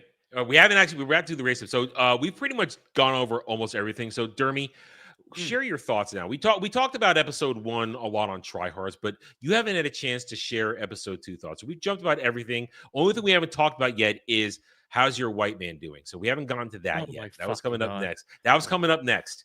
But how are you Yeah, feeling? go ahead and share your dick thoughts with chat. Share Oh, God, some thank you, thoughts thank you about for that one. alien man penis coming out of nowhere. Quite literally, I know we shared some thoughts on tryhards a little bit about Yeah. this show. I fucking despise this show. If you guys aren't aware, I'm a big fucking fan of Jon Stewart, Hal Jordan in particular. I know I'm a white guy. I identify with a black man. Shocker. Maybe it's because I'm black from the waist down, at least in my dreams. But still, like, I adore Jon Stewart. I grew up with him as my Green Lantern. He's the guy that I identify most with. I think he's a fantastic character, and I recently learned like his actual origins in the comic book. And they could, if they want to do a racism story, there's a small little bit in his OG very fucking appearance you could do a little something with. But they don't want to do that. They want to do something completely different to make Hal Jordan actually racist instead of, worried that he just has a problem with authority figures. But that's besides the point. I hate this show so fucking much. And it's more than just it's boring, therefore it's bad. It's so disrespectful to everything that there is, to the point that this show is making me hate Jon Stewart, who I fucking We talked love. about that. I don't like the fact that I have to talk disparagingly about Jon Stewart. I don't like this. Yes. It's not fun for me. I love him as a character. He is a fantastic individual. He is one of the greatest Green Lanterns to ever exist. Below, I know, like, Hal Jordan is the best. Then you got Kyle Rayner. Then you got Jon Stewart. He is top 3 amongst them all. But popularity wise, he is number 2. I would say by far none. I hate that I despise Jon Stewart and all of this. And it's solely because of the writing, the character development, the work that they've been doing, and the fact of the matter that what they're giving me isn't Jon Stewart. It's some angry blowhard that feels some sort of, I don't know. Chip on his not shoulder. Guilt. Chip He has on a his chip shoulder. on his shoulder. Entitlement and a chip on his shoulder because he thinks he's the righteous one that should be in charge, holding the lantern. That's not him at all in any way, shape, or form. He respects authority. He respects the chain of command. Yes, he is a fantastic number 2 Green Lantern in my fucking book. But what I'm getting here is ridiculous. And I don't know if you guys have mentioned this yet on the notion of the bird and how he could control a bird without a ring and everything. We did talk about how if you go down far enough in one of his adaptations in one particular arc, depending on which rebirth reset era you're in, he can control concerts without a It ring. only But you got to started go. happening in 2018. Okay, yeah, It's you have. I was gonna say, 2018. you had to Oh, go God. that you had to go real deep down in Deep down and recent, probably Tom Yeah. King. yeah. Only recent writings did they allow this to happen, and it's solely because of the exact reason why I hate this iteration of Jon Stewart, because he's a black man, therefore we have to make the black man the good character, which he was already a good character without that. Now, on the notion of alien penis, that whole section makes no fucking sense. Okay. We have alien tracker, not alien tractors, alien detectors instead of metal detectors. Yeah. And in the way you figure out that it's an alien detector prior to even grabbing what you have now proven are aliens, even though apparently everybody fucking knew that they were aliens the entire fucking time. So there's a massive continuity issue and plot fucking hole. But okay. The way you find out that it's an alien detector before grabbing the aliens is you go to the front of your Nissan or fucking Toyota or whatever, pull off the grill, which is made of plastic, by the way, not fucking metal. But I mean, whoever said Hollywood writers are actually intelligent in any way, shape, or form? But okay, you walk through that. Then you have the smart idea to go to the morgue to pick up a bunch of alien bodies. And there it is, just right up in your fucking face, alien cock and Penis. balls. There. Which makes no sense, because if you know how a morgue fucking works, they cover the bodies up with the actual sheet, which you have him on. You actually have the alien cock there just for the sake of having alien cock there. I want it serves that to be no very purpose. clear. No, it serves zero purpose other than alien cock. That's it. Everybody else is all covered up, even another dude, apparently a woman. I guess there's a woman in that whole mix, but everybody else is covered up. But there you go, alien cock right in your fucking face. And you realize he could have just cut like a finger off, probably, and taken it with Yes, him. You didn't have to take legitimately, he did it. He even cut the penis off. He could have cut the penis off. And why did he take all of them? He had Yeah, 4 yeah. aliens in his car. Exactly. Just take Yeah. one in the trunk. He needed one, even if you want to fucking think to go do that. But even realize this, okay? It's an alien detector. How does he find out that it's an alien detector? Because when he's dragging the alien through, he falls down and then looks up. He never needed the alien in the first fucking place. Yeah, and to talk about the aliens again, I'm glad you're here, because I can only explain it to Jed. Jeremy, how do you feel about the possibility that guy who is telling John to watch our history might be Atrocitus? Oh, I was trying to think of a better word, but it's an atrocity. Okay, I was trying to think of a better word. I'll let you. I'll give you a pass. I'll give you a pass. The reason why it's so bad is Atrocitus is the leader. Okay. Founder. You know a little bit. Founder. He's the founder. Yes. Of the Red Lantern But he's Corps. also the leader. You know a little bit of like the Guardians of the Universe. They're little blue men, giant heads, but short and everything like that. And they're Guardians of the Universe and everything. They lead the Green Lantern Corps. Okay, you get a little bit of that. Now imagine that, but a giant, vicious-looking red alien decked out in red and fucking black, badass as all fucking hell, but is a founder of a Red Lantern Corps, which is all about hate and anger and wrath, wrath, everything, some of the coolest. The oath is about vengeance. Their Yes, oath is about so, revenge and vengeance. It's so fucking metal. It's so fucking cool. But you have this badass, scarred up alien creature of some origin. I believe he is the last of his actual race, but I could be wrong the real Manhunters destroyed his world. Yes. So you can see where people are getting this off. But you have this. But then he said, I don't know where they came from. He says, I don't know where they came from. That kind of defeats the purpose. Yes. But you have his lore. Fucking baller, heavy metal looking motherfucker. And he's just an old man. We people are calling it CW Atrocitus. CW Atrocitus. I think that's being very kind to it, because even I get it. Okay, Darkseid and CW Smallville was a shadow creature, smoke. But at least they try to do something. This is a random old man. But here's also the thing too. Red Lanterns are not known for their subtlety. They're not about subterfuge. They don't worry about civilians. They are literally they are the hammer. You are the anvil.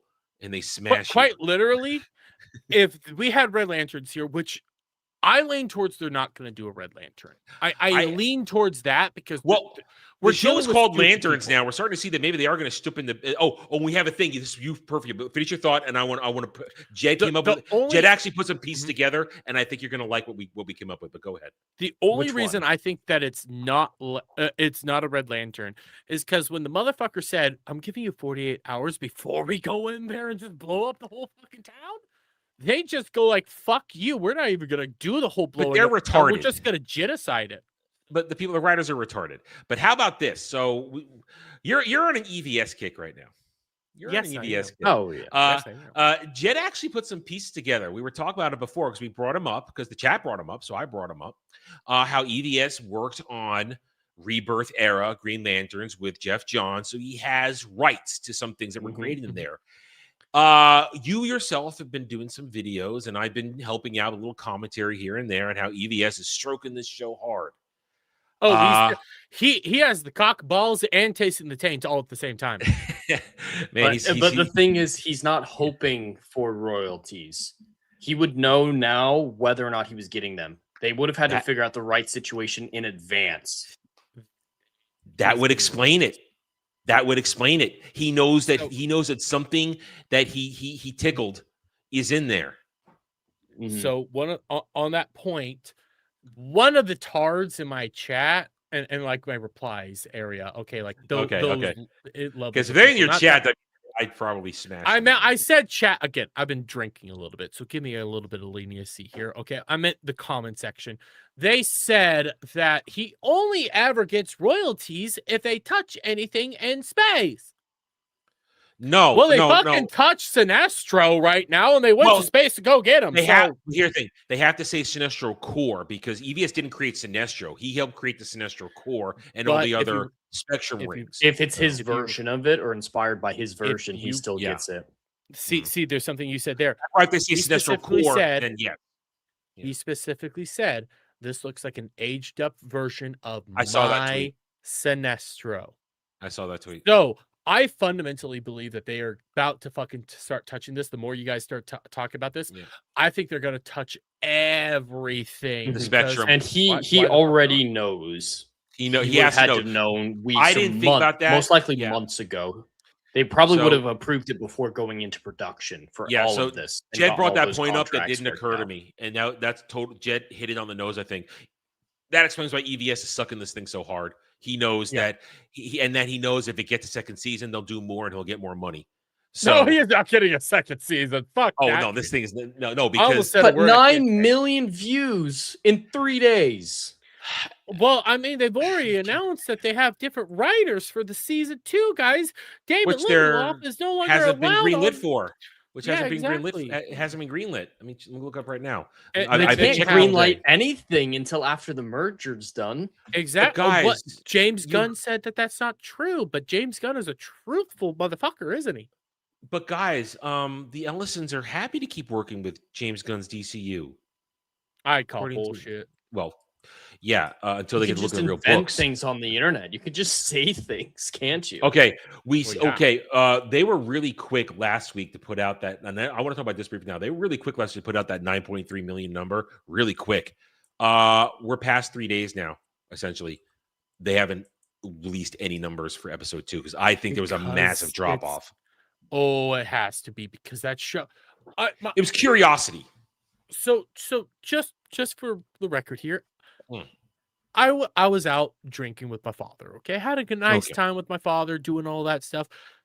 My dad watched the show well after I watched the fucking show, okay? Lanterns episode 1, right around Thursday of last week is when he finally sat down to watch it, just to have something on. And you've talked about how your dad watches stuff, so we're familiar with that. Yes, he watches stuff like that, okay? I love my father. I told my dad after we got done drinking, having a good time and everything, that right now on Wednesdays, yes, it's off day, but I'm actually signed on to do Lanterns and everything like that and review it. And he looks at me, he's like, "You're actually reviewing that shit show." He watched episode 1. He'll watch it. My dad watch anything. Air quotes watched Halo. Yeah, you've called described this this shit. stuff. You've described the way your dad watches stuff, so this is not new. He called this shit. He doesn't pay attention to anything. He'll just play something to have for fucking sound. He doesn't. He's already called this show shit after one fucking episode. Yeah, because it is shit. It's horrible. And Dash, we all know Rotten Tomatoes doesn't mean shit. It doesn't mean shit. No. It means nothing. Nothing at all. Nothing at all. Like every ratings metric system out there is broken beyond belief and is easily manipulated by both sides. So it's worthless. What we do know is that ratings do still mean something in some way, shape, or form. Even though the metrics of million, billion minutes viewed are meaningless, they still gives us something. I prefer Samba as the best snapshot personally because it shows who's watching it. And it's relatively good. Yeah. Still to this day, Nielsen's are the best way to judge. Nielsen's is legitimate unless there's multiple seasons. When there's multiple seasons, then Now, it starts to lose its legitimacy. But to be fair to Rotten Tomatoes, when it comes to TV or something like this, Rotten Tomatoes scores are more accurate. That is a fact because they're not out there to partnered with Fandango. Yeah, you can't prove it. Like Yeah. That being said, at the same time, if you're if a movie has like 9 million people putting out a rating on a fucking movie and all that shit, but a show has like 900 people putting out a rating on a show and all like majority of that 900 like that show, yes, it's going to skew in the positive. Okay. So you have to take that into account as well. Yeah, sample size is important. Sample size is so important. And who's going out to see stuff like that? Like Lanterns, that's going to be people who want to go see it. It's not a cultural event like Spider-Man where everyone's going to review it. Yeah, I mean, and here's the thing. It's going to rate on Nielsen's because of that first episode. There was enough curiosity. If it had 9.3 million views over 3 days, it'll be up in the top 5. But I think it drops to the bottom 5 and then disappears the longer it goes on. I don't. This show's already dead. Yeah. After episode 2, like nobody fucking cares about the show right now. Oh everybody was my views about are cut in half already for my review. Everybody was curious about episode 1 more or less because like I think a lot of people came in wanting like goodwill. They wanted a good Lantern show. Granted, I mean this is Damon Lindelof. That's what we all want is good TV. Yes. But like this actually had some promise to it. The idea of a Lantern show with a mixture of sorts of True Detective, like that it can work. Not the greatest connection, but it can work. We got nothing of that. No, we got nothing near that. No, this is in like Tim fucking Buck 2 compared to anything what we were expecting. We haven't talked about it yet at all, really. So now we'll bring it up just to round this out. So how are your white men doing today, guys? How are your white men doing? Wonderful. God, that speech. What was it? 10 minutes? All I know, no, it was only like a minute. They only talked to each other for like 3 minutes. They're doing very long. Felt like 10 minutes. I had it pulled up because it is actually replied to by Gary, but I had it. Like I used the clip in my review because last week I got told that I was seeing things and making things up when Jon Stewart's dad was talking about they're allowed to have tantrums and we're not. Oh no, it's not about black and white. No, this pretty much. When was the show made? This feels like it came out in fucking 2020. So to be fair, this show was actually originally planned to be made several years ago, shortly after actually the launch of Watchmen. Damon Lindelof actually has been pitching that show for that fucking long. And it wasn't until James Gunn came along that it got greenlit. Even though James Gunn 2020. Even though James Gunn fully fucking knows that Damon Lindelof is a scam artist and everything like that, but I mean, when would that ever been? You weren't here when I mentioned this earlier. I'm glad you are now. So somebody was saying they were so impressed by episode 1 and what Damon Lindelof did. They went and watched Watchmen, the series, and were so impressed step by step, telling us on X and how great it was and how masterpiece. And it was so great. And as the only person here who watched it, as the only person to hear that watch this, I'm not on streaming on my channel. I'm also streaming on your guys' channel. So I'm going to cut down some of the slurs I was about to say. Yeah. But I'm pretty sure that's as Melody Mac would say, that's a Pakistani bot, because there's no fucking way anybody actually goes back and watches that show and think that's a good show. I'm reminded recently that there was a man that was actually called Lube Man in there that was just covered up in lube the whole time. I actually completely forgot that existed. That show was an abomination outright. Is it the where boys? No. It This is sounds called like the Watchmen. boys. I know, But it's still as racist. It's just as racist. Oh, even more racist. Yeah. I'm just gonna lay this out for you guys real quick, okay? So the main character is actually the granddaughter of one of the first superheroes out there, known as Hangman, who was a black man but was becoming a superhero around the time that Jim Crow laws were still around. So he disguised himself as a white man. That's why he wore a hat, a head, a mask, and everything like that, and everything, but painted his eyes white. But that's besides the point. Oh, so he's gay, but again, that's besides the point. How does he have a Who granddaughter? isn't? Who isn't? Because he was married at the time prior to him finding out that he was gay. And had a Before being granddaughter. told he was gay. Yeah. Before he Hey, this discovered that he likes Gray cock. making Iceman gay. Come on now.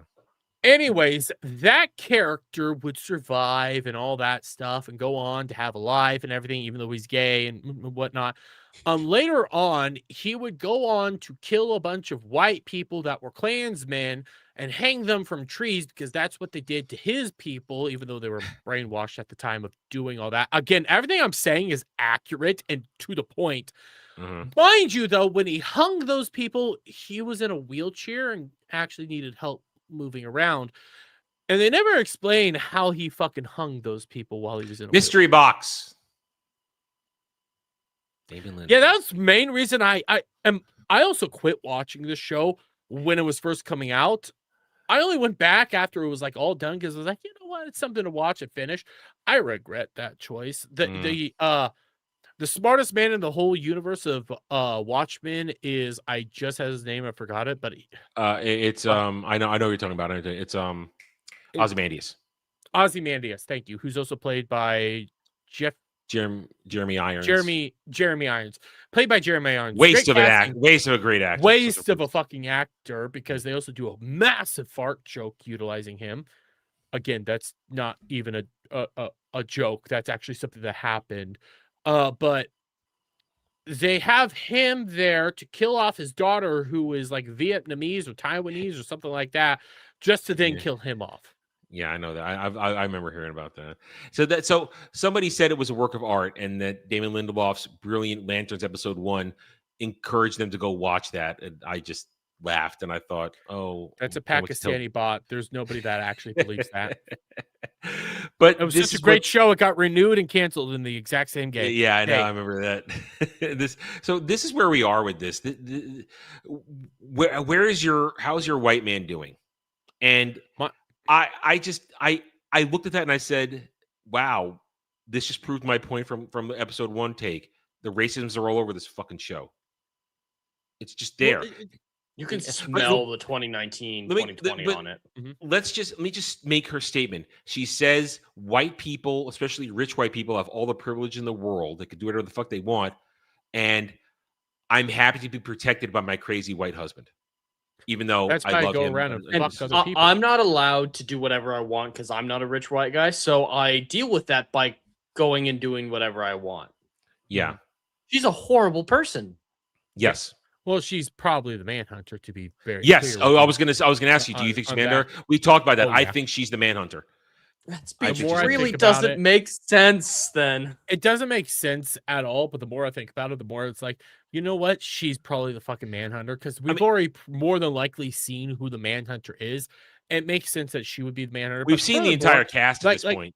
Yeah. Like that entire moment between her and John Pierre, because I'm not going to call him John Stewart, that encapsulates like the core foundation of everything that is Damon Lindelof. It is this rich white man, Hollywood elite snob jackass who's probably also gay and takes it up all the ends that he can fucking tick it up, all while sounding. Yeah, I said that on purpose.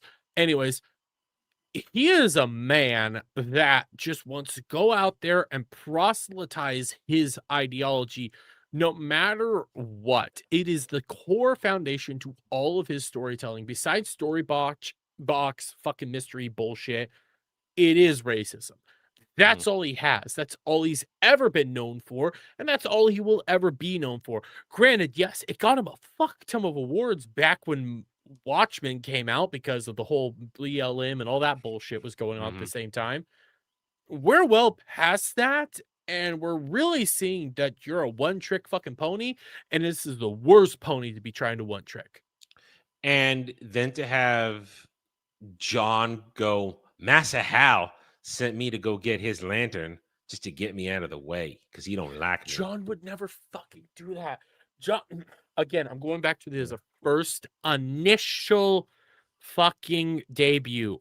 Yes, he was antagonistic to a racist cop back in the very beginning. Hal Jordan saw that and thought that he had an issue with authority figures. They had a brief mention of racism, moved on, but he proved that he is a fantastic fucking lantern. Racism, he always came above. He never did the massa. He never did that shit. He always proved that he was worth fucking while. And that he was a true fucking man's man, and he was one of the best fucking lanterns. Mother. Yeah. Well, Yeah, you know yeah. what aids a racism narrative? What if he's also an alien? Okay. All right. Jed is trying to now once again stumble into a successful prediction here by saying somehow John is part Martian. I have That seen he's John Jones. I He's have John and seen John. that. I have seen that weird clip going around. Well, you know of that's a because random Laura black Linney. woman.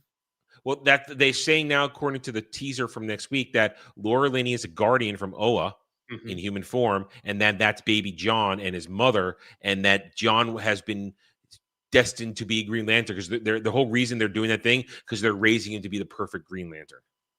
Or it's a classic trope from mythology or a repeat of the Kents. Maybe he's the Manhunter himself. So I Yeah, remember the Guardians of Oda take that baby and they're like, this here Manhunter raised to be best Green Lantern. Prove that we weren't mistaken to make Manhunters.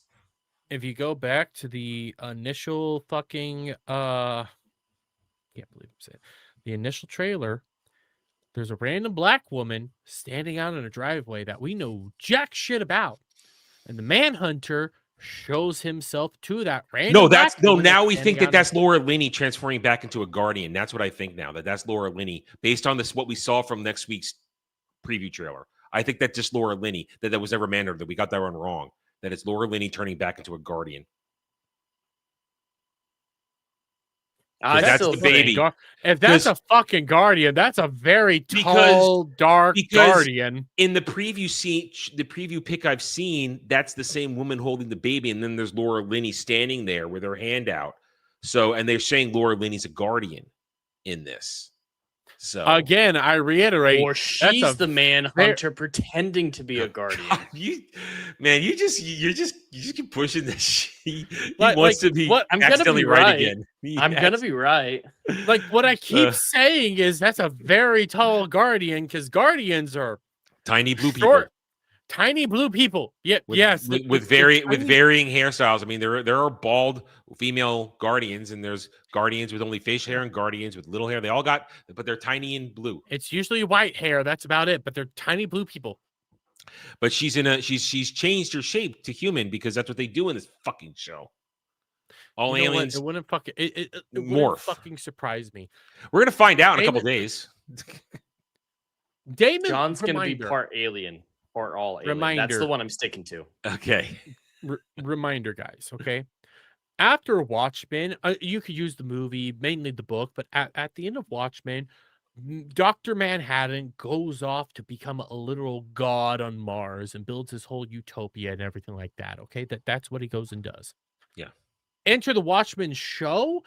He leaves his godhood because he sees this miraculous black woman. And he gives her an egg with all his power in it. And falls in love with her. suppresses his entire powers, puts a fucking weird disc in his head just to have a life with the black woman. And then, yes, you're right, gives his cock and balls to the black woman to give all the powers away to the black woman because she's so much better than Dr. Manhattan. Yeah. Damon Lindelof. The man that loved us. You know what? I'm not even gonna. Careful. Well, I just want to point out, Dermy's been here for like 20, 30 minutes, and he's managed to provide examples, articulate his opinion. Yes, go off on tangents, but of course he said why he doesn't like it. Well, I was told no one could possibly do that to the Lantern Show, Adam.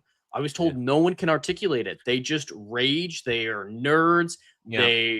They're all lying and grifting about it, even though every stand that I've seen can't articulate why they like it.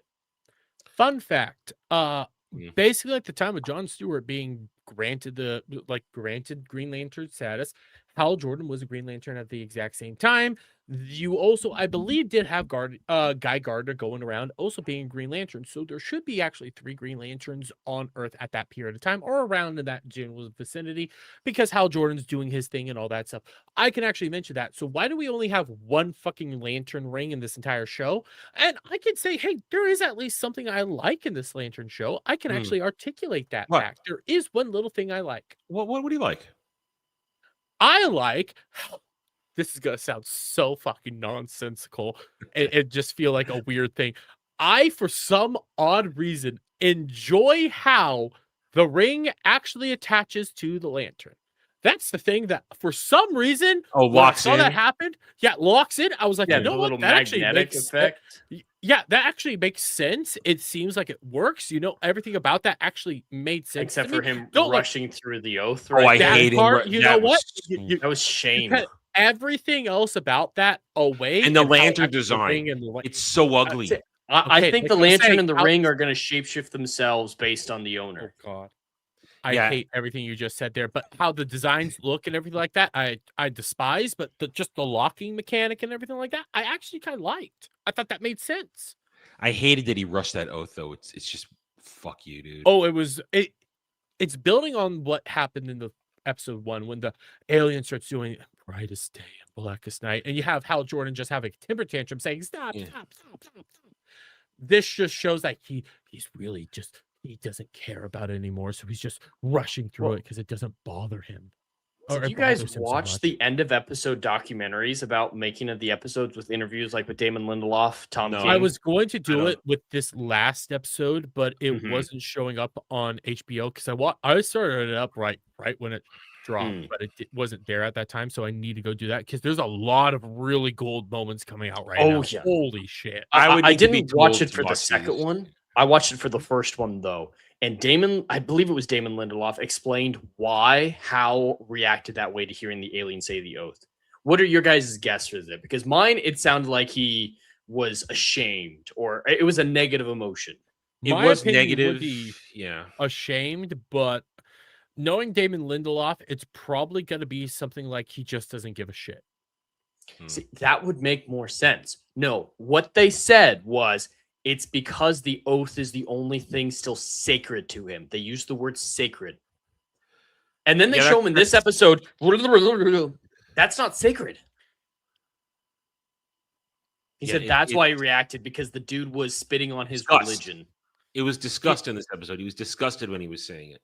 Yes, if it was sacred to him, you know what? How he would probably do it, because if it's that sacred to him, what he would probably have done is not charge that ring in front of Jon Stewart. He probably would have waited, just like when he was putting on the suit and everything like that, because that was kind of weird how he waited to put on the suit after just dismantling it the whole time, yet he still put it on. I would have viewed it as you don't, say that until Jon Stewart's away and you show that you still care about this thing, that like this thing still means to you, and you say it like in your room in the dark where it's like this is me and this oath that means something. No, what I just saw that would have been a good moment. Yes, that would have been a good just moment. With the lantern, he puts the lantern like on a nightstand, kneels in front of it, lit only by it. That would have been really cool. Yeah, and then he suits up.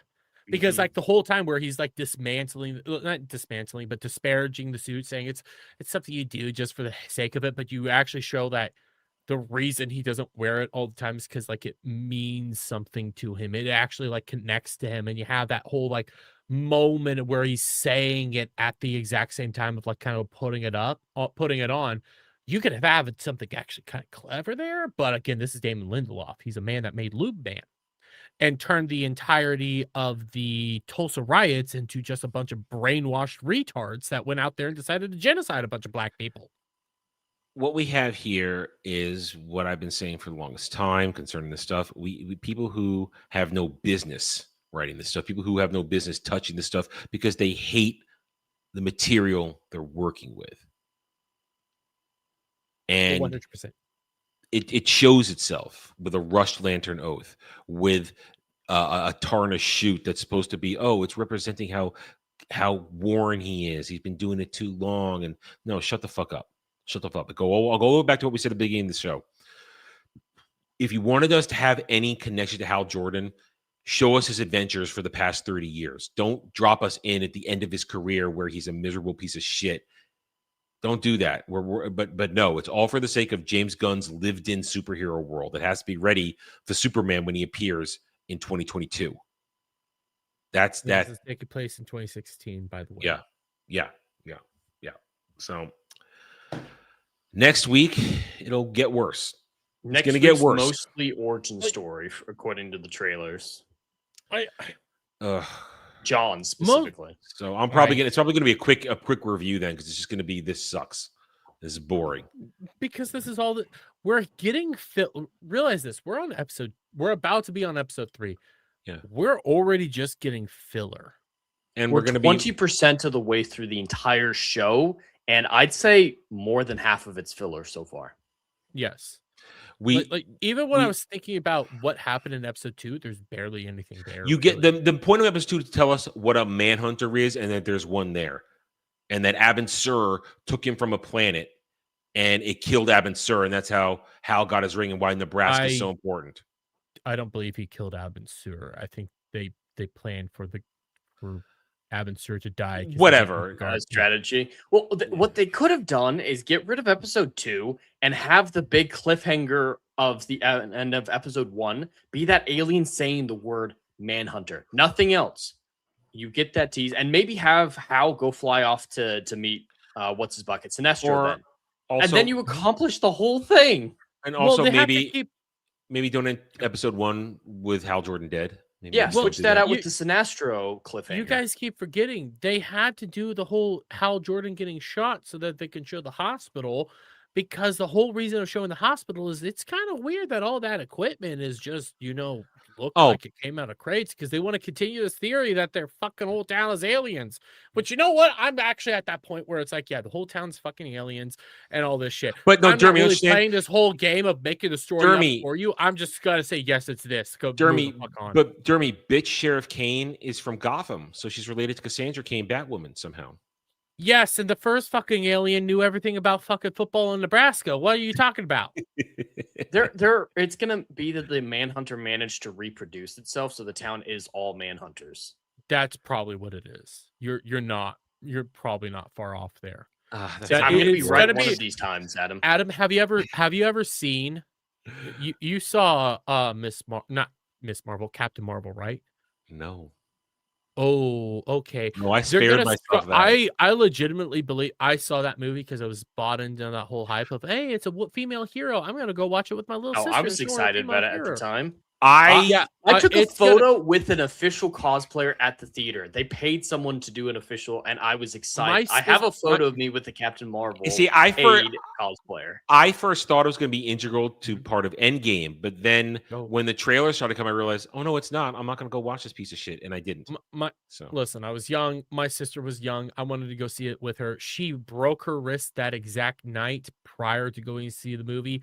Held through the pain and went to go see the movie with me at the same time. And regretted it? Excited to see it. She was not happy with the movie at the end of it, but she liked having the moment with me and my brother. So that's why it's like I have some good moments there with it. Okay. That being said, one of the main plot points is that the Skrulls are actually innocent. Oh yeah, victims of the whole thing. That's what they're going to do. Immigration. Yeah, Yeah, the immigration Manhunters are probably allegory. going to be victims and okay. Victims And of the the- Guardians. The Guardians are Victims going to of be the the villains. That is classic 2020. The Well, here's the Guardians thing. being the Doesn't villains. make any sense. The 'Cause Guardians, the Guardians had good intentions, but the Then that's Manhunters the went wild. and that's the thing. The Guardians have been cast as a little amoral because the Guardians, their whole thing is that they've suppressed all their emotions except for will. And therefore, they don't really feel anything properly. It's all about the mission with them. So the Guardians can be made as amoral, unintentional villains, but everything they do is with a purpose for justice. And they They're- were ashamed of the Manhunters. But They're like if this shitty is- heroes, if you Yeah. think about it.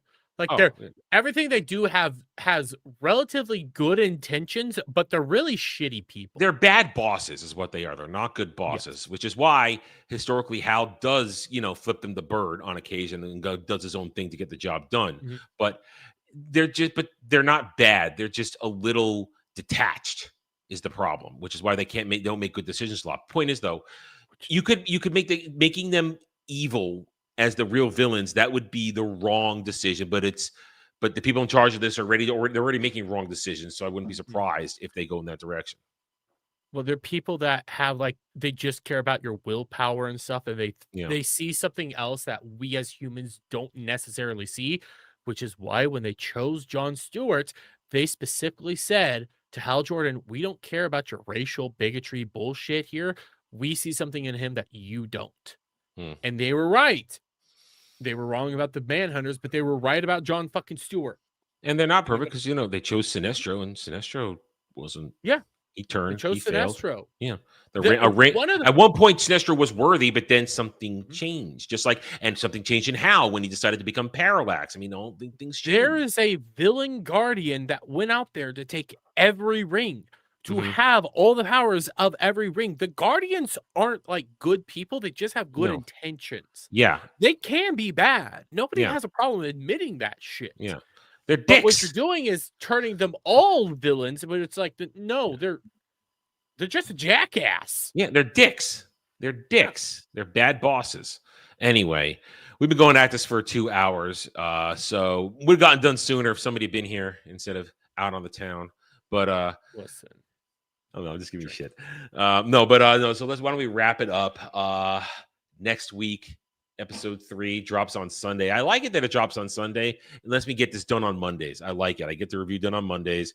We'll be back here next week. Anyway, you guys have any closing thoughts before we wrap this up, Jed? I'm not looking forward to to the next I don't want episode, to but I'll watch it anymore. Too late. I I might not I was- review make videos anymore. That's They're not doing fair. anything for me. I'm I'm getting a couple mentioning it on hundred in there, so I'm mentioning it on stream, but when it comes to reviews, I don't know if I might do one at the very end just to give my final thoughts and opinions. I'm not doing it weekly at all. I thought I was, but it's just you got better content that's driving your channel than doing that this is shit. very true right now. But furthermore, I started thinking about this today. I'm putting the show on par with Rings of Power. The way that I want to watch it, where it's I'm watching it, but I fucking hate myself for watching it. I'm just not at the point where I'm God, please take the wheel while I'm watching it yet. So I there's care that. more about Lord of the Rings, but yeah, it's very much in the same I'm category. trying to I don't rebuild my care. algorithm, so I am going to keep reviewing it. So I'll be back next Monday with my review, but these gentlemen will be back next Wednesday at 9 p.m. for this very show. Jed, you have anything you want to pitch on the way out the door here? Yes, actually, a very special stream, a first of its kind, requested by my chat, is going live tomorrow night at 11:30, 11:45, as long as the weather holds. It's been requested that I start doing short stargazing streams, and there's going to be a blood moon tomorrow night. So as long as the weather's good and I can get the tech set up, which shouldn't be a problem, I will be live tomorrow night for my first stargazing stream. Got to pick a good name for it. That's I nice. haven't done that yet, but yeah, they asked for it. Stargazer. My just stargazing. My entire chat was like, ginger yes, gazing. do that. And that's cool. That's very cool. That is very, very cool. That is actually kind of cool. We'll be done with our little thing tomorrow long before then. Mhm. Anyway, Dermy, Well, we know what's going on with you. Yeah, if you guys saw my Twitter account, I got a lot of stuff to cover tomorrow. It's gonna be a Jer heavy fucking stream, and I'm gonna be very, very, very pissed. A new level of his monstrosity has been revealed. Yeah, I New don't- since I the don't- last Chatterday?